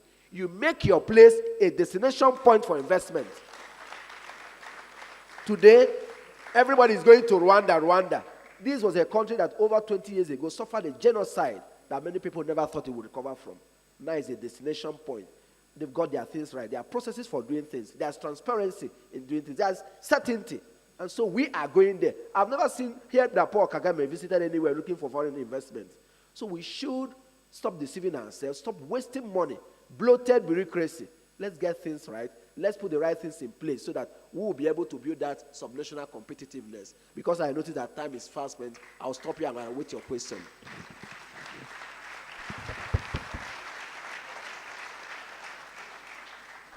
Thank you very much. There will be a question for you to respond to. But let me, at this point, read out some of the questions and then invite some of the panelists to respond to these questions. There's this question. It says, one challenge that business owners have had in a number of states is the number of levies and taxes from state and local governments. There are too many of them, and this is a deterrent. What are states doing about this, and what do non-government representatives recommend in this regard? Mrs. Ifweko Omoigwe Okaro had spoken about levies and taxes. Perhaps she should also provide further clarification on that. There's also another question which is related.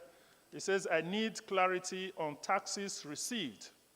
Okay, this should be for Ogun State, received by Ogun State from persons who work in Lagos State but reside in Ogun State. It says the question is directed at SSG of Ogun State. There is also another one for Ogun State.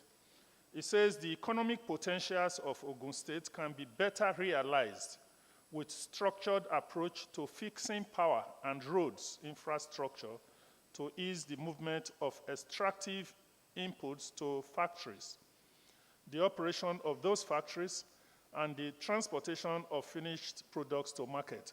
What is Ogun State government doing to fix the roads in Agbara industrial axis and to ensure that manufacturing concerns have affordable access to electricity? So you note that. For the governor of Gombe, it says questions for Gombe State governor. Nothing can ever work in a place of unrest. What is Gombe State doing currently to return or build investment within its neighboring states to attract investment, looking at the disadvantage to rail system and bad road network? And then I believe you touched on this earlier on. Maybe they want a further clarification. And also question to Professor Akin Oyebode, as lawyers, what can we do after this conference to compel the signing of the African Continental Free Trade Area Agreement? What can you do as a lawyer to compel government to sign? Rachel Princewell. For Akwa Ibom State Governor, what would be your best opinion to boost local content, which by extension can assist our country to build subnational competitiveness for global investment? Your Excellency, I hope you heard that. What can be the best option to boost local content? And then Anya Mosigwe, and maybe to some extent Professor Akin Oyebode, what would be the downside to us in Nigeria, considering jobs, unemployment, and population? What would be the downside to us? What security measures are we considering, considering our porous borders and security challenges, so that we don't end up having Nexit, Nigeria exit, Brexit, but this is Nexit. Thank you. I think that's all. Those are the comments, the questions which I have. They've been addressed to specific panelists. I now invite you to start first, Mrs. Ifweko Omwegwe Okaro. Okay, I think one of the things that, let me answer the one on the number of levies and taxes in states. I'm sorry, can we just do this in 2 minutes each, okay. Please? I think one of the things that the Joint Tax Board has been promoting, Joint Tax Board is where you have all the different state authorities meeting together under the chairmanship of the FRS, has been doing it in terms of addressing even certainty around levies and taxes, is basically to encourage states, because really encouraging them to publish in their various laws all the levies and taxes that are basically charged within the state as part of the law. A few states have done that, and what that does is that it enables you to have some certainty as to what charges are there. But I still believe that quite a number of states is still work in progress, and so it's something that they need to do.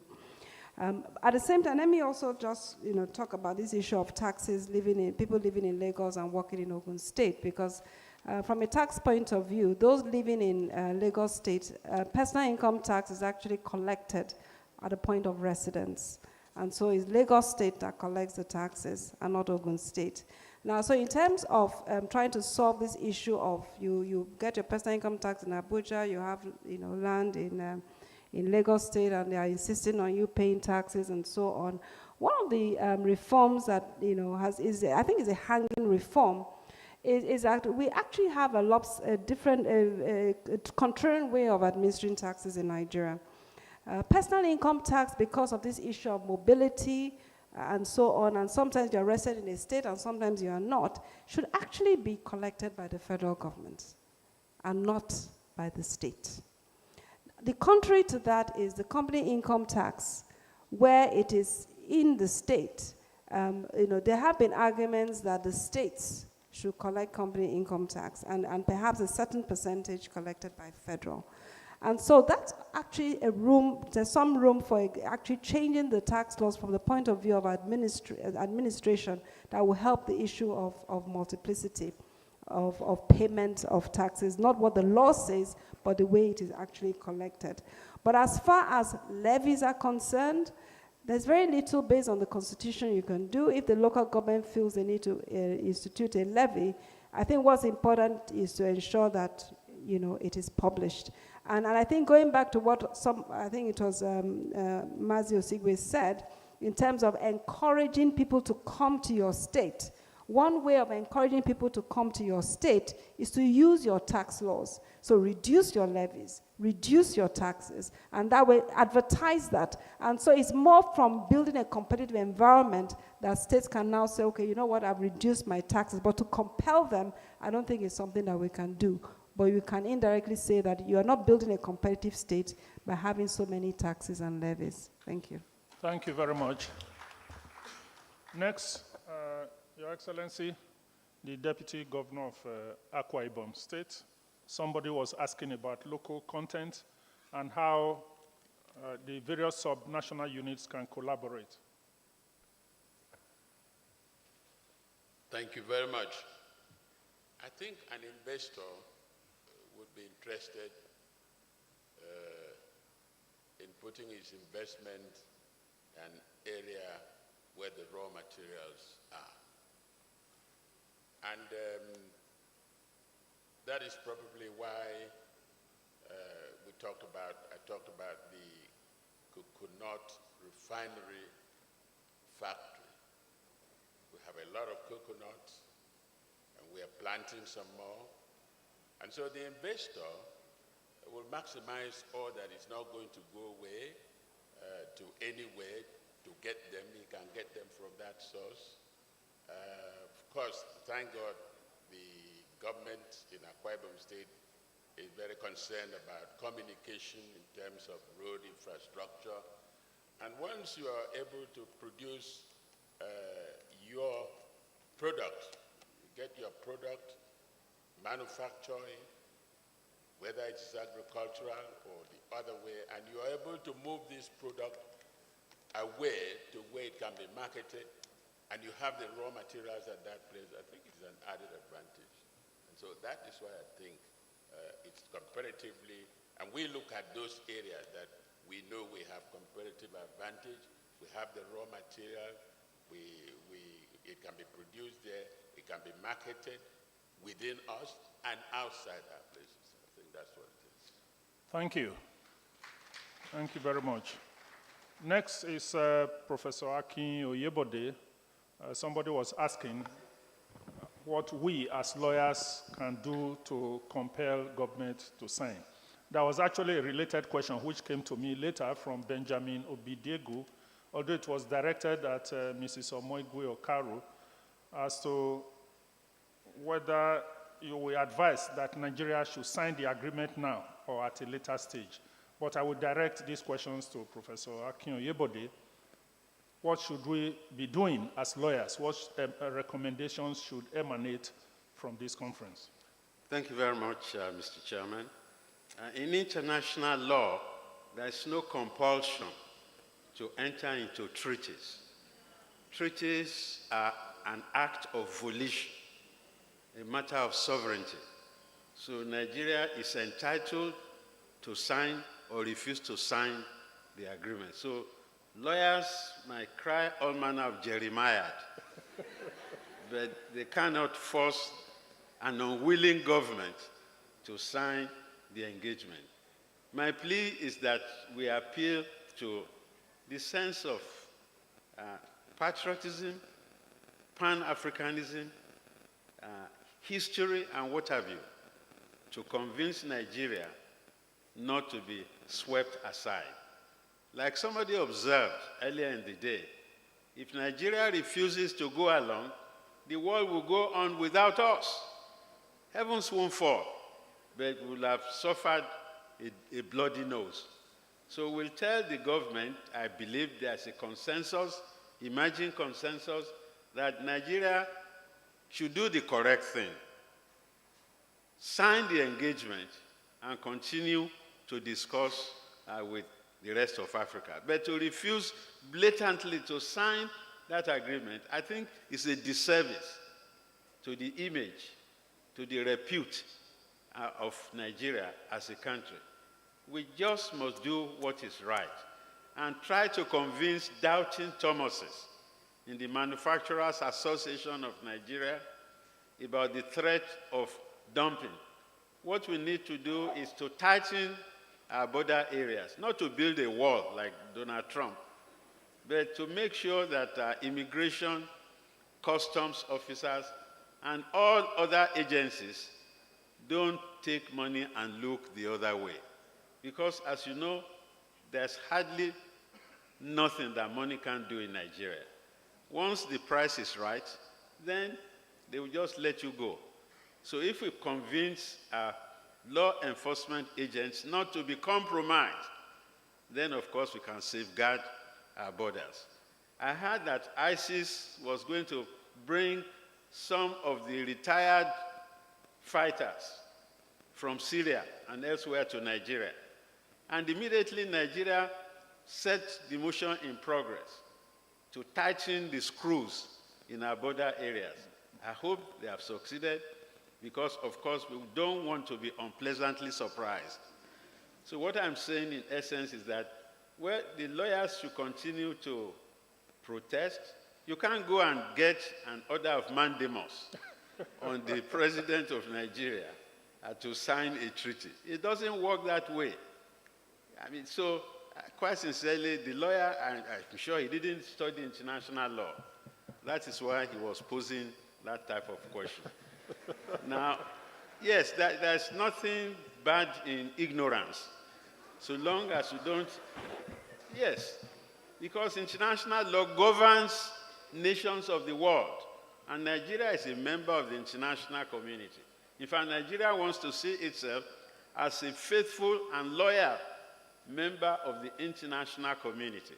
That is why once you sign a treaty, then you are bound to implement the treaty. Pacta sunt servanda. But if you didn't sign a treaty, then of course the treaty becomes inapplicable to you. So I don't know, because I heard the vice president yesterday said the government was awaiting the communique from these proceedings. And if the business section of the NBA come out with a resolution that it will be better for Nigeria to sign that agreement, I'm sure the government would look favorably at that recommendation. So that's all I have to say. Thank you very much. Thank you exceedingly. Next, I would invite a representative of the governor of Gombe State. You know, the questions directed at you, that the environment has to be investment friendly. How are you going to create a more investment friendly environment in the Northeast zone generally, but Gombe State in particular? And then collaboration amongst the sub-national units. Thank you, Mr. Chairman.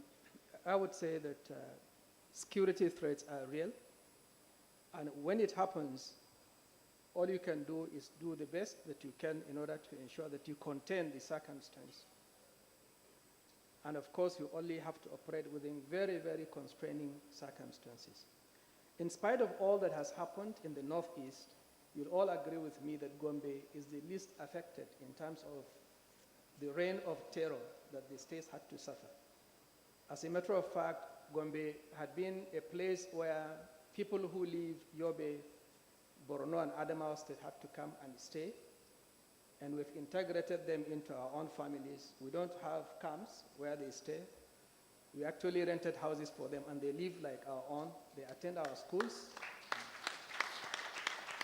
They attend our hospitals. In spite of the pressure they put on the infrastructure, we continue to live within our means, and we took them as our brothers and sisters. So what you do in terms of creating enabling environment is to do what we can. And part of what we did is to look at the business people that we have, select one that holds some promise, create a cluster for those businesses to aggregate and stay in one place. We provide the requisite infrastructure, including power. And then we also got some financing for them. We entered into an agreement with the Bank of Industry, raised a fund of 1 billion naira to support small, medium-scale enterprises.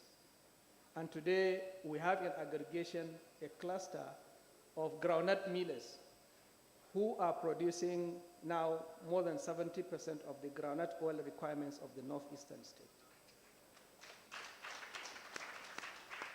Having succeeded with this model, we extended that to Rice Millers Association, who are also living in a cluster very close to those ones also. But part of the problems we have is the fact that because they are starting small, it's only the crude groundnut oil that they produce. It doesn't get to be refined within that cluster. So it's taken to Grand Cereals in Plateau where it is refined. So sadly for us in Gombe, we know the groundnut is processed in Gombe, the groundnut oil. Every day they do like 2 tanker loads of groundnut oil, crude groundnut oil. and 4 trailer loads of the groundnut cake that they produce. But it doesn't carry the label made in Gombe because it is refined somewhere else. So for us, that means there is still an opportunity for investment in Gombe because we will need somebody who can invest in the milling, in the refining, so that it becomes a wholly integrated process that could start and finish in Gombe and increase the level that is going to be taken.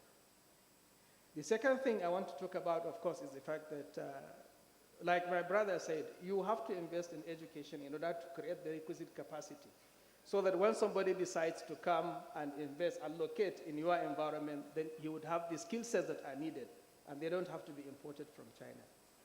And on this, Governor Ibrahim Hassan Nankombo has done so well. He has established a college of education in Billiri in order to work on the quality of education that is going to be provided at the primary and tertiary level. He has opened a state polytechnic in Bajoga. He has established a college of legal and Islamic studies in Nafada, and this is very important. Very important in the sense that what recruited children and mindful children into terror is misinterpretation of Quran and Islam. So the essence of that school, which is a bilingual school, which is going to offer instructions in English and Arabic, is intended as graduating people who would have profound knowledge about the religion, that they would now be the ones to provide the interpretation, so that these gullible kids that are being hired into terror would not easily be lured into these acts. So those schools were established. A University of Science and Technology, we have gotten a license for that, and the intention really is to work on the human capital development in Gombe State. I also want to sound a warning, because it's easy to say that we are attracting investment because we are promoting some commodity traders who come, they go through the nooks and crannies, but what they are actually doing is their system is predatory, and it is perpetuating the poverty of our own people, because they go in the name of giving our farmers some farming inputs, like fertilizer, like farming chemicals. But what they do is, when they give them those items, they give them at their own price, because they determine the price at which those items are given, because the farmer doesn't have money, he's not going to pay in cash. So it's taken in kind. And when he produces, then they go to take his commodity very early in the year, immediately after harvest. And they take the commodity also at their own price. And at the end of the day, the farmer remains perpetually for poor. He has not been empowered in any way. Somebody who has the capacity to go and hire a hall, which he is going to use as a warehouse, would now be the one to take the benefits. He buys those commodities cheap, he takes them, he only waits for 100 to 120 days, and then he reaps the rewards, and the farmer remains impoverished. And all this in the name of investment. So what we are saying, and part of what the government of Nankombo did, is to establish a commodity depot. The intention is to organize farmers to operate in cluster so that they can get the benefit of agroimation. They stay in one place, they produce a similar crop, they benefit from extension services. Their products are weighed, they are weighed, they are also vouched, graded, and then they are taken into custody of a warehouse, which they don't own, but they only pay for the cost of the hire. But now they have the benefit of waiting for 100 to 120 days in order to get the benefit that somebody is doing, the middleman. So we are cutting off the middleman. This is what we could do, because 70% of the population is rural, and they also go into farming. This has ensured tremendous impact on the ability of the people to remain in their own respective businesses. Thank you. Thank you very much. Thank you very much for those clarifications. SSG Ogun State, please endeavor to finish in 2 minutes so that we can wind up in another 15 minutes. Thank you. The first question has been explained in part by my sister, and that's the residency rule. The rule at law regarding pay is the residency rule. You pay where you reside. The challenge we have is that 33% of the entire workforce in Lagos State live within the borders of Ogun State. We carry the can.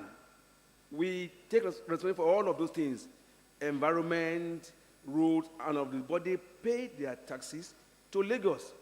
So we have been in a constant negotiation with Lagos State as to how this can be adjusted.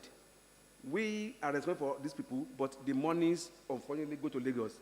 But because we are sister states, we are happy, but we have been speaking over time, and we believe we have to resolve. But as we speak, most of the people don't know. I want this said clearly. Taxes are paid where you reside, not where you work. And that takes to the general tax issues. In Ogun State, we have actively engaged in tax reforms. That is why, again, I will say proudly, you now have less cases of people throwing planks on the road. We have reformed our taxes, we have reformed our haulage revenue laws, and as I speak to you, we have a new law that have harmonized all the taxes so that there is greater certainty as to your obligations, either as a person or as an industry in Ogun State. That is about the tax. The other question, I must confess, I'm surprised, the question about power and infrastructure. I want to believe that our greatest achievement outside security in Ogun State has been the area of infrastructure. We met a huge infrastructure deficit state, and we have been working since we came on board 7 years ago to change the conversation in that area. I am able to report very positively that we have done so much, including as at date, we had the first flyover in 2011 to mark our first, to do our first anniversary. Today we have done 23, and we have worked on all the major roads across all the zones. We have not even bothered whether it is federal road or whatever. We have been working on all the roads to ensure that businesses are able to do their things with greater ease. And like I said, the results have shown. One of the reasons why we have a light beneficiary of this huge investment drive has been our infrastructure. We have done so many roads. We have done bridges, we have done flyovers. I agree with you. I agree with you. I think... On power, again, as I speak, we have done 18 IPPs in different locations. The flagship is Lishabi Power in Abeokuta itself. Most public buildings, schools, police stations, courts in Ogun State, particularly Abeokuta, where we set the flagship, are now on the IPP. They are no longer powered by the traditional methods.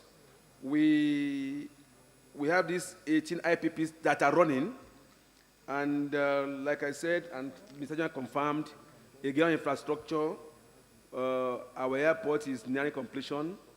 We are supporting the federal government on their railway drive because the Lagos-Ibadan railway initiative, 83% is passing through Ogun State, so we are supporting them. As for Agbara, again, we have done some PPP. Shell Gas entered into such agreement with Ogun State to do the roads around their premises in Ota. The same for the people who operate the Igbeza Free Trade Zone, China, Africa. As I speak to you, the road is, we are doing our road networks around Agbara and Lusada. And these things are not exhaustive. We are working very actively across the state. Our pledge to our people and to our country is that we will continue very proactively to touch on all of these areas before the end of Hour of Duty on May 20, 2019. Thank you. Thank you very much. And it's really enlightening self-interest because as you are doing that, you are attracting more and more investment to Ogun State. Thank you. Yes, Mr. Mazi Ayamosigwe. The question was about the downside to us in Nigeria. In about 2 minutes, please. I thought the rest of Africa would be afraid that if Nigeria joined it, they would be at risk, considering our population. But somebody once told me that when the lion feeds, something always dies. And I believe that if we're able to improve our capacity, more Nigerians would get jobs in other countries. And if you consider our population, in relation to the size of the other countries, they will be complaining more. Now that we don't have that agreement in place, most of the artisans doing a certain kind of job in Nigeria are foreigners. So it takes us back to improving our capacity so that we don't keep crying, fearing the worst, but prepare to be able to meet the challenges that will be posed by signing this agreement. And I think at the end of the day, in relation to our size, Nigeria stands to benefit more than we would lose by being a party to this agreement. Thank you so very much. Thank you very much. I think the same views were expressed by Professor Akin Oyebode, that we look at the positive side and not be frightened about possible demerits of this. May I now, before we draw this session to a close, invite the chairman of the business law section to make some comments. Would you want to make the comments now? Right here, sir. Yes. Okay. Thank you. Mr. Chairman, sir, permit me, I've had to invoke an executive privilege as chairman to speak, even though we had said nobody will be speaking from the floor. And I have done that for a couple of reasons, because I thought I should, being one who has been intimately involved in the planning of this conference, to provide some context and to set the record straight, particularly with regard to this session. You know, as a lawyer, I still find that even in 2018, when I introduce myself as a lawyer, the response or the reaction is immediately, I know they find trouble. You know, and I still find that lawyers, that mindset is there in the people, that the lawyer is only here to solve your problems when the problems occur, or to get you out of trouble.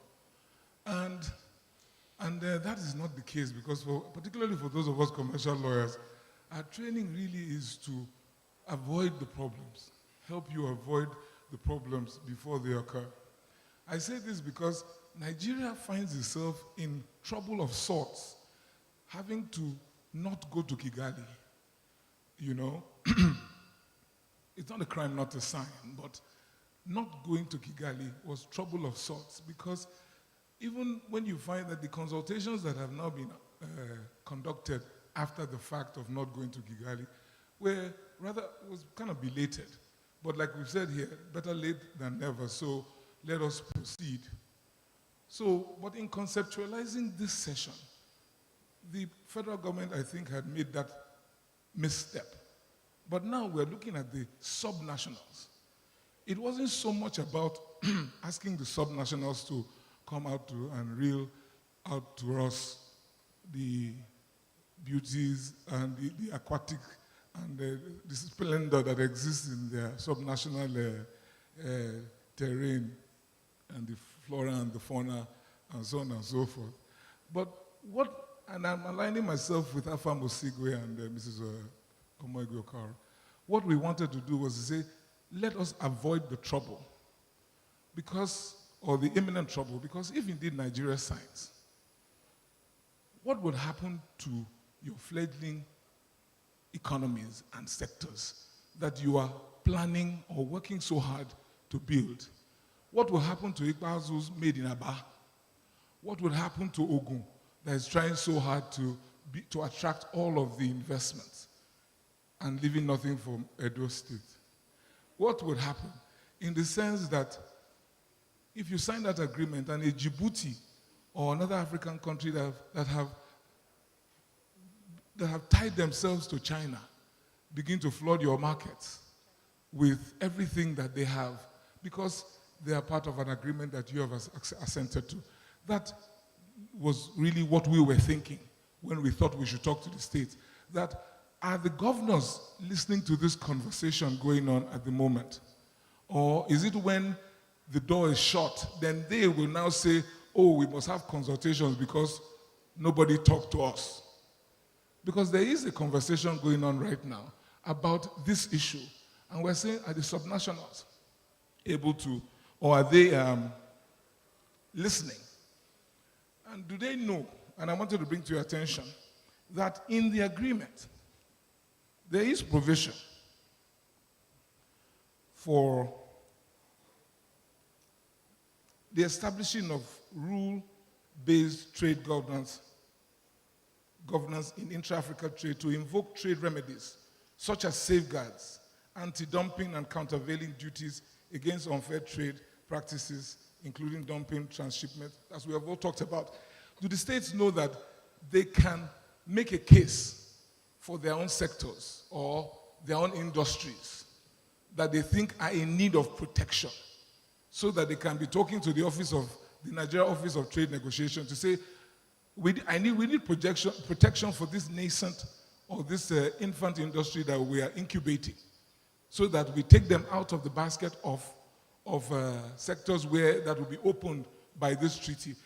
I mean, we don't have all the answers, but we are just thinking as commercial lawyers that we thought we would be able to encourage that kind of conversation so that we avoid those pitfalls. And of course, you pay us for it. That's our job. But rather than wait for a time when the door is shut, Nigeria has signed. Like we heard Patutomi talk about his very nice conversation with Sana Supana, who was our Minister of Trade at the time. Nigeria would have gone ahead to sign without anybody actually considering what the states think about it. So I just thought to provide context, Mr. Chairman. That is the reason why. And one last thing, Mrs. Omoigui mentioned the need for regional integration and intra-country integration, I think you were referring to. And it brought to my mind, you know, we are all very enamored by the Odua group and what happens in western part of Nigeria, the DAWN, Development Agenda for Western Nigeria. But I just wanted to ask the SSG and put him on the spot a little bit, just to find out whether, you know, where the MOU that Ogun State refused to sign, whether you have signed it now to allow Lagos farm in your territory. Thank you.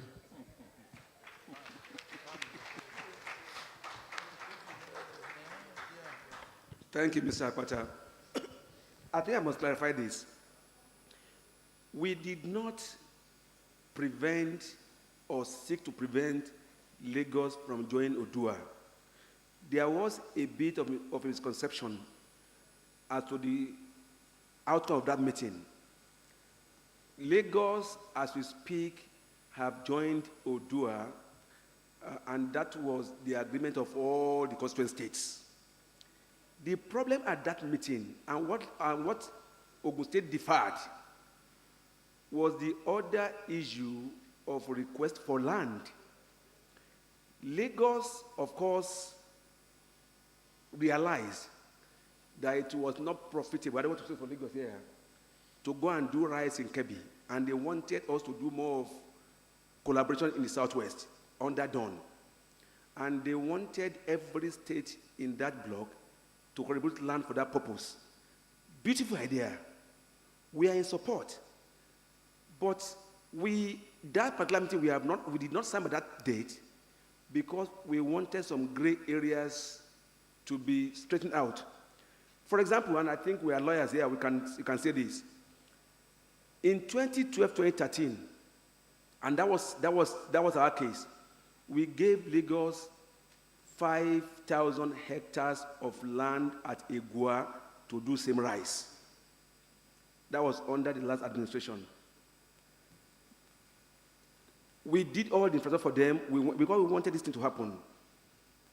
We discovered that as soon, and that was what somebody said about continuation, as soon as that government left, the new government didn't show interest, and within months, the land went back to the thick old bush that it was. And all we said at that meeting was that, hey, this is very good, we are interested, we are committed, but please, you already have 5,000 hectares that you have not used. Why do you want a new one? That was all that was at that meeting. And of course, we didn't want to do that before the press, so we resolved that. But I have good news for you. Lagos and Ogun are sister states in huge cooperation. We have resolved all that, and we're moving forward under the umbrella of Dawn. Thank you.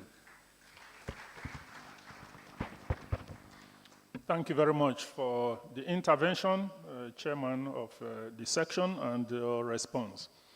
Well, it's now time for some closing remarks from me. First, to react to the point which was made by Mr. Oluwakpata as to the level of engagement with the subnational units, because we recognize the fact that the actual economic activities take place in the states. if it is to succeed, then the states must have a buy-in into this process. So how much of engagement is going on or has gone on between the federal government and the states? I agree with you, we didn't really get much coming out in the course of this conference, this session. Because when some of these ideas are imposed from top to bottom, you find that they don't work as envisaged because you didn't prepare the necessary foundation for these policies to thrive. So if it is not too late, I will urge that perhaps more serious efforts be made to engage the subnational units before the final decision is taken on this agreement. The second point I want to point out is my happiness. I was quite excited hearing from the SSG Ogun State about the number of IPPs that the state has undertaken. Because one of the criticisms or the excuses or justifications for lack of economic activities from the states is lack of electricity power. This is often cited. I even also cited it in the course of my interjection earlier, that some of the industries that have moved out of Nigeria cite lack of infrastructure, including lack of relatively cheap electricity supply, because if they have to run their operations buying diesels, that makes a huge inroad into the profitability of the business. So Ogun State is already leading in this area. I know that some other states have their own IPP programs. I think we can encourage more states not to be too totally reliant on electricity generated from the national grid. The Constitution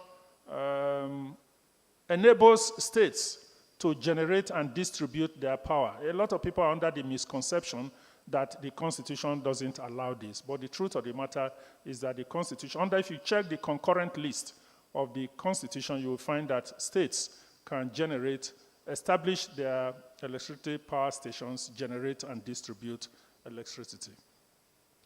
The final point, again, emanates from the contribution of Mazi Anyamusigwe, which is that, yes, we are looking at how Nigeria can be a major player on the continental level.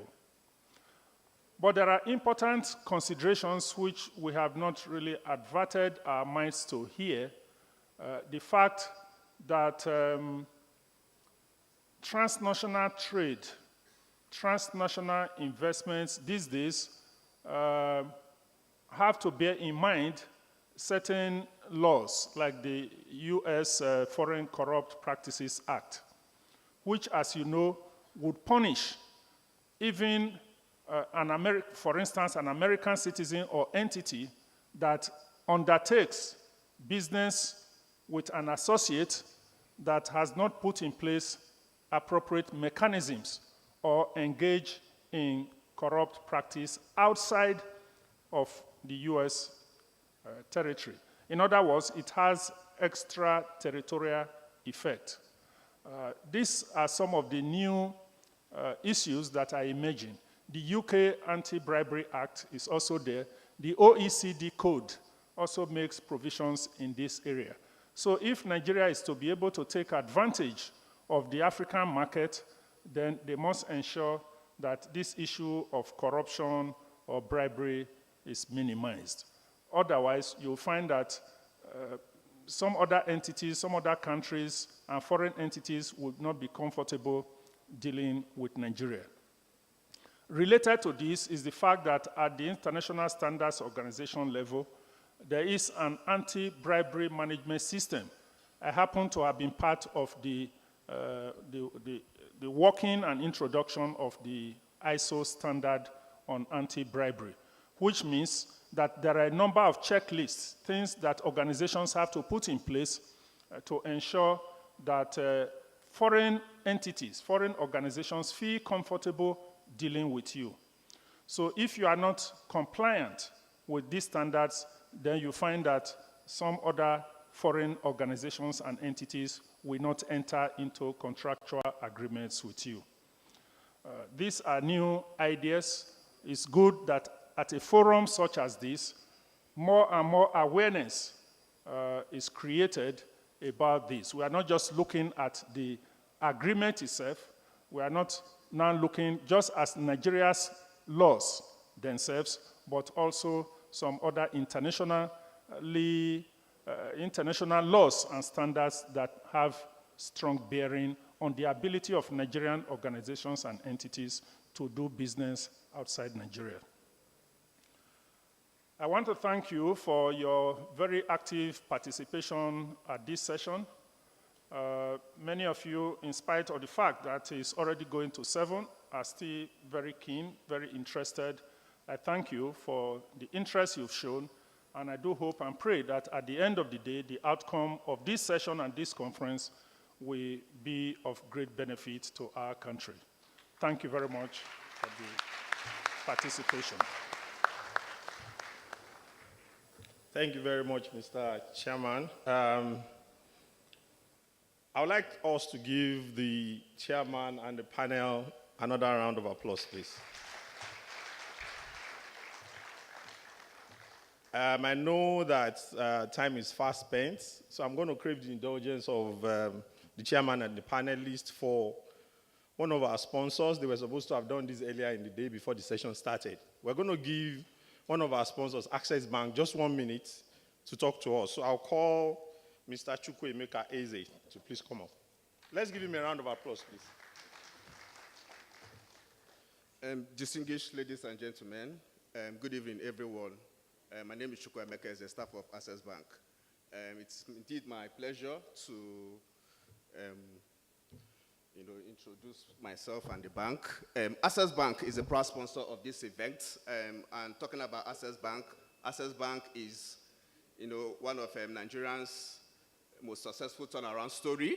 Moving from 69th largest lender to the 3rd biggest in the country as at today. We all had a pleasant and productive evening, and it's my prayer that we work towards boosting and supporting Nigerian businesses and its ability to attract local and international investments. Thank you and have a nice evening.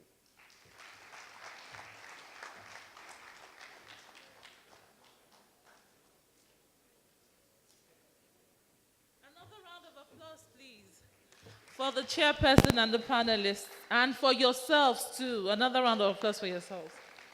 We all deserve some accolades, right?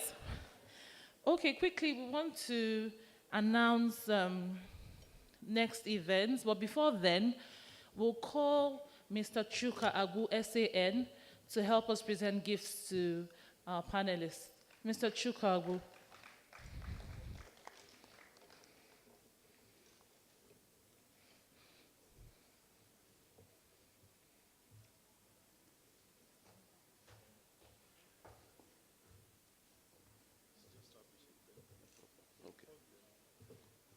Where's the list?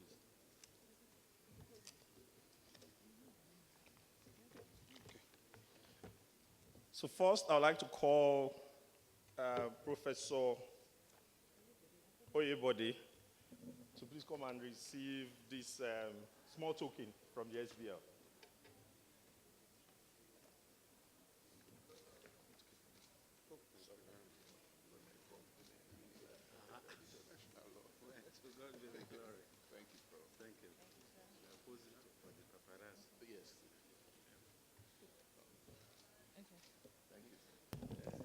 His Excellency, Mr. Moses Eko, thank you for coming.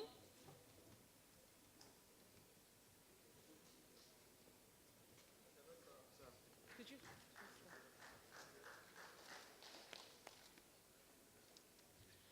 Mrs. Omoigui, thank you. Mr. Abu.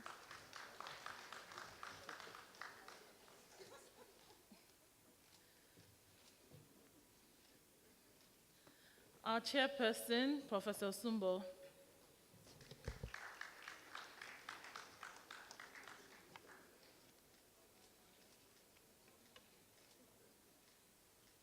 Mr. Hassan, Commissioner for Finance, Gombe State.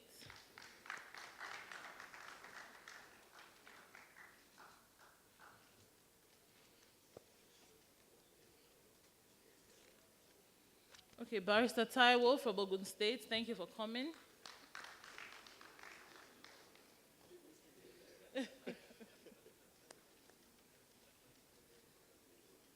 And Mazi Afamosigwe.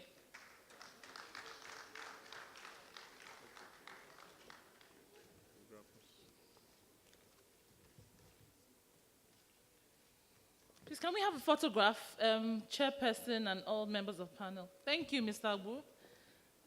That's the group photograph while we make some announcements. Okay, so after this, we have a cocktail. Cocktail is served outside, outside this room. And then at 8 p.m., we'll all come together for a social event. It's DK Chukwumerije's Made in Nigeria, a poetry and theater show. It's going to be very interesting. DK is a lawyer, and he's into poetry and spoken word. That starts at 8 p.m., but cocktails are already served outside. The cocktail event is sponsored by First EMP, First Exploration and Petroleum Development Company Limited, law firm of Polusoro and Co., Union Bank, and Nigerian Shippers Council. So we really appreciate the sponsors. Put your hands together for the sponsors, please. And the social event is sponsored by Unilever and JB Daudu and Co.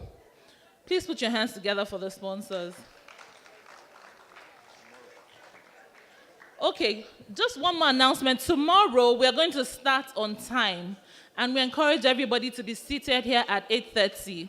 As you know, this hall is not enough to take all the participants, so if you want to be seated in the hall, you should be here at 8:30 a.m., no African time. Have a good evening, and thank you for staying till this time.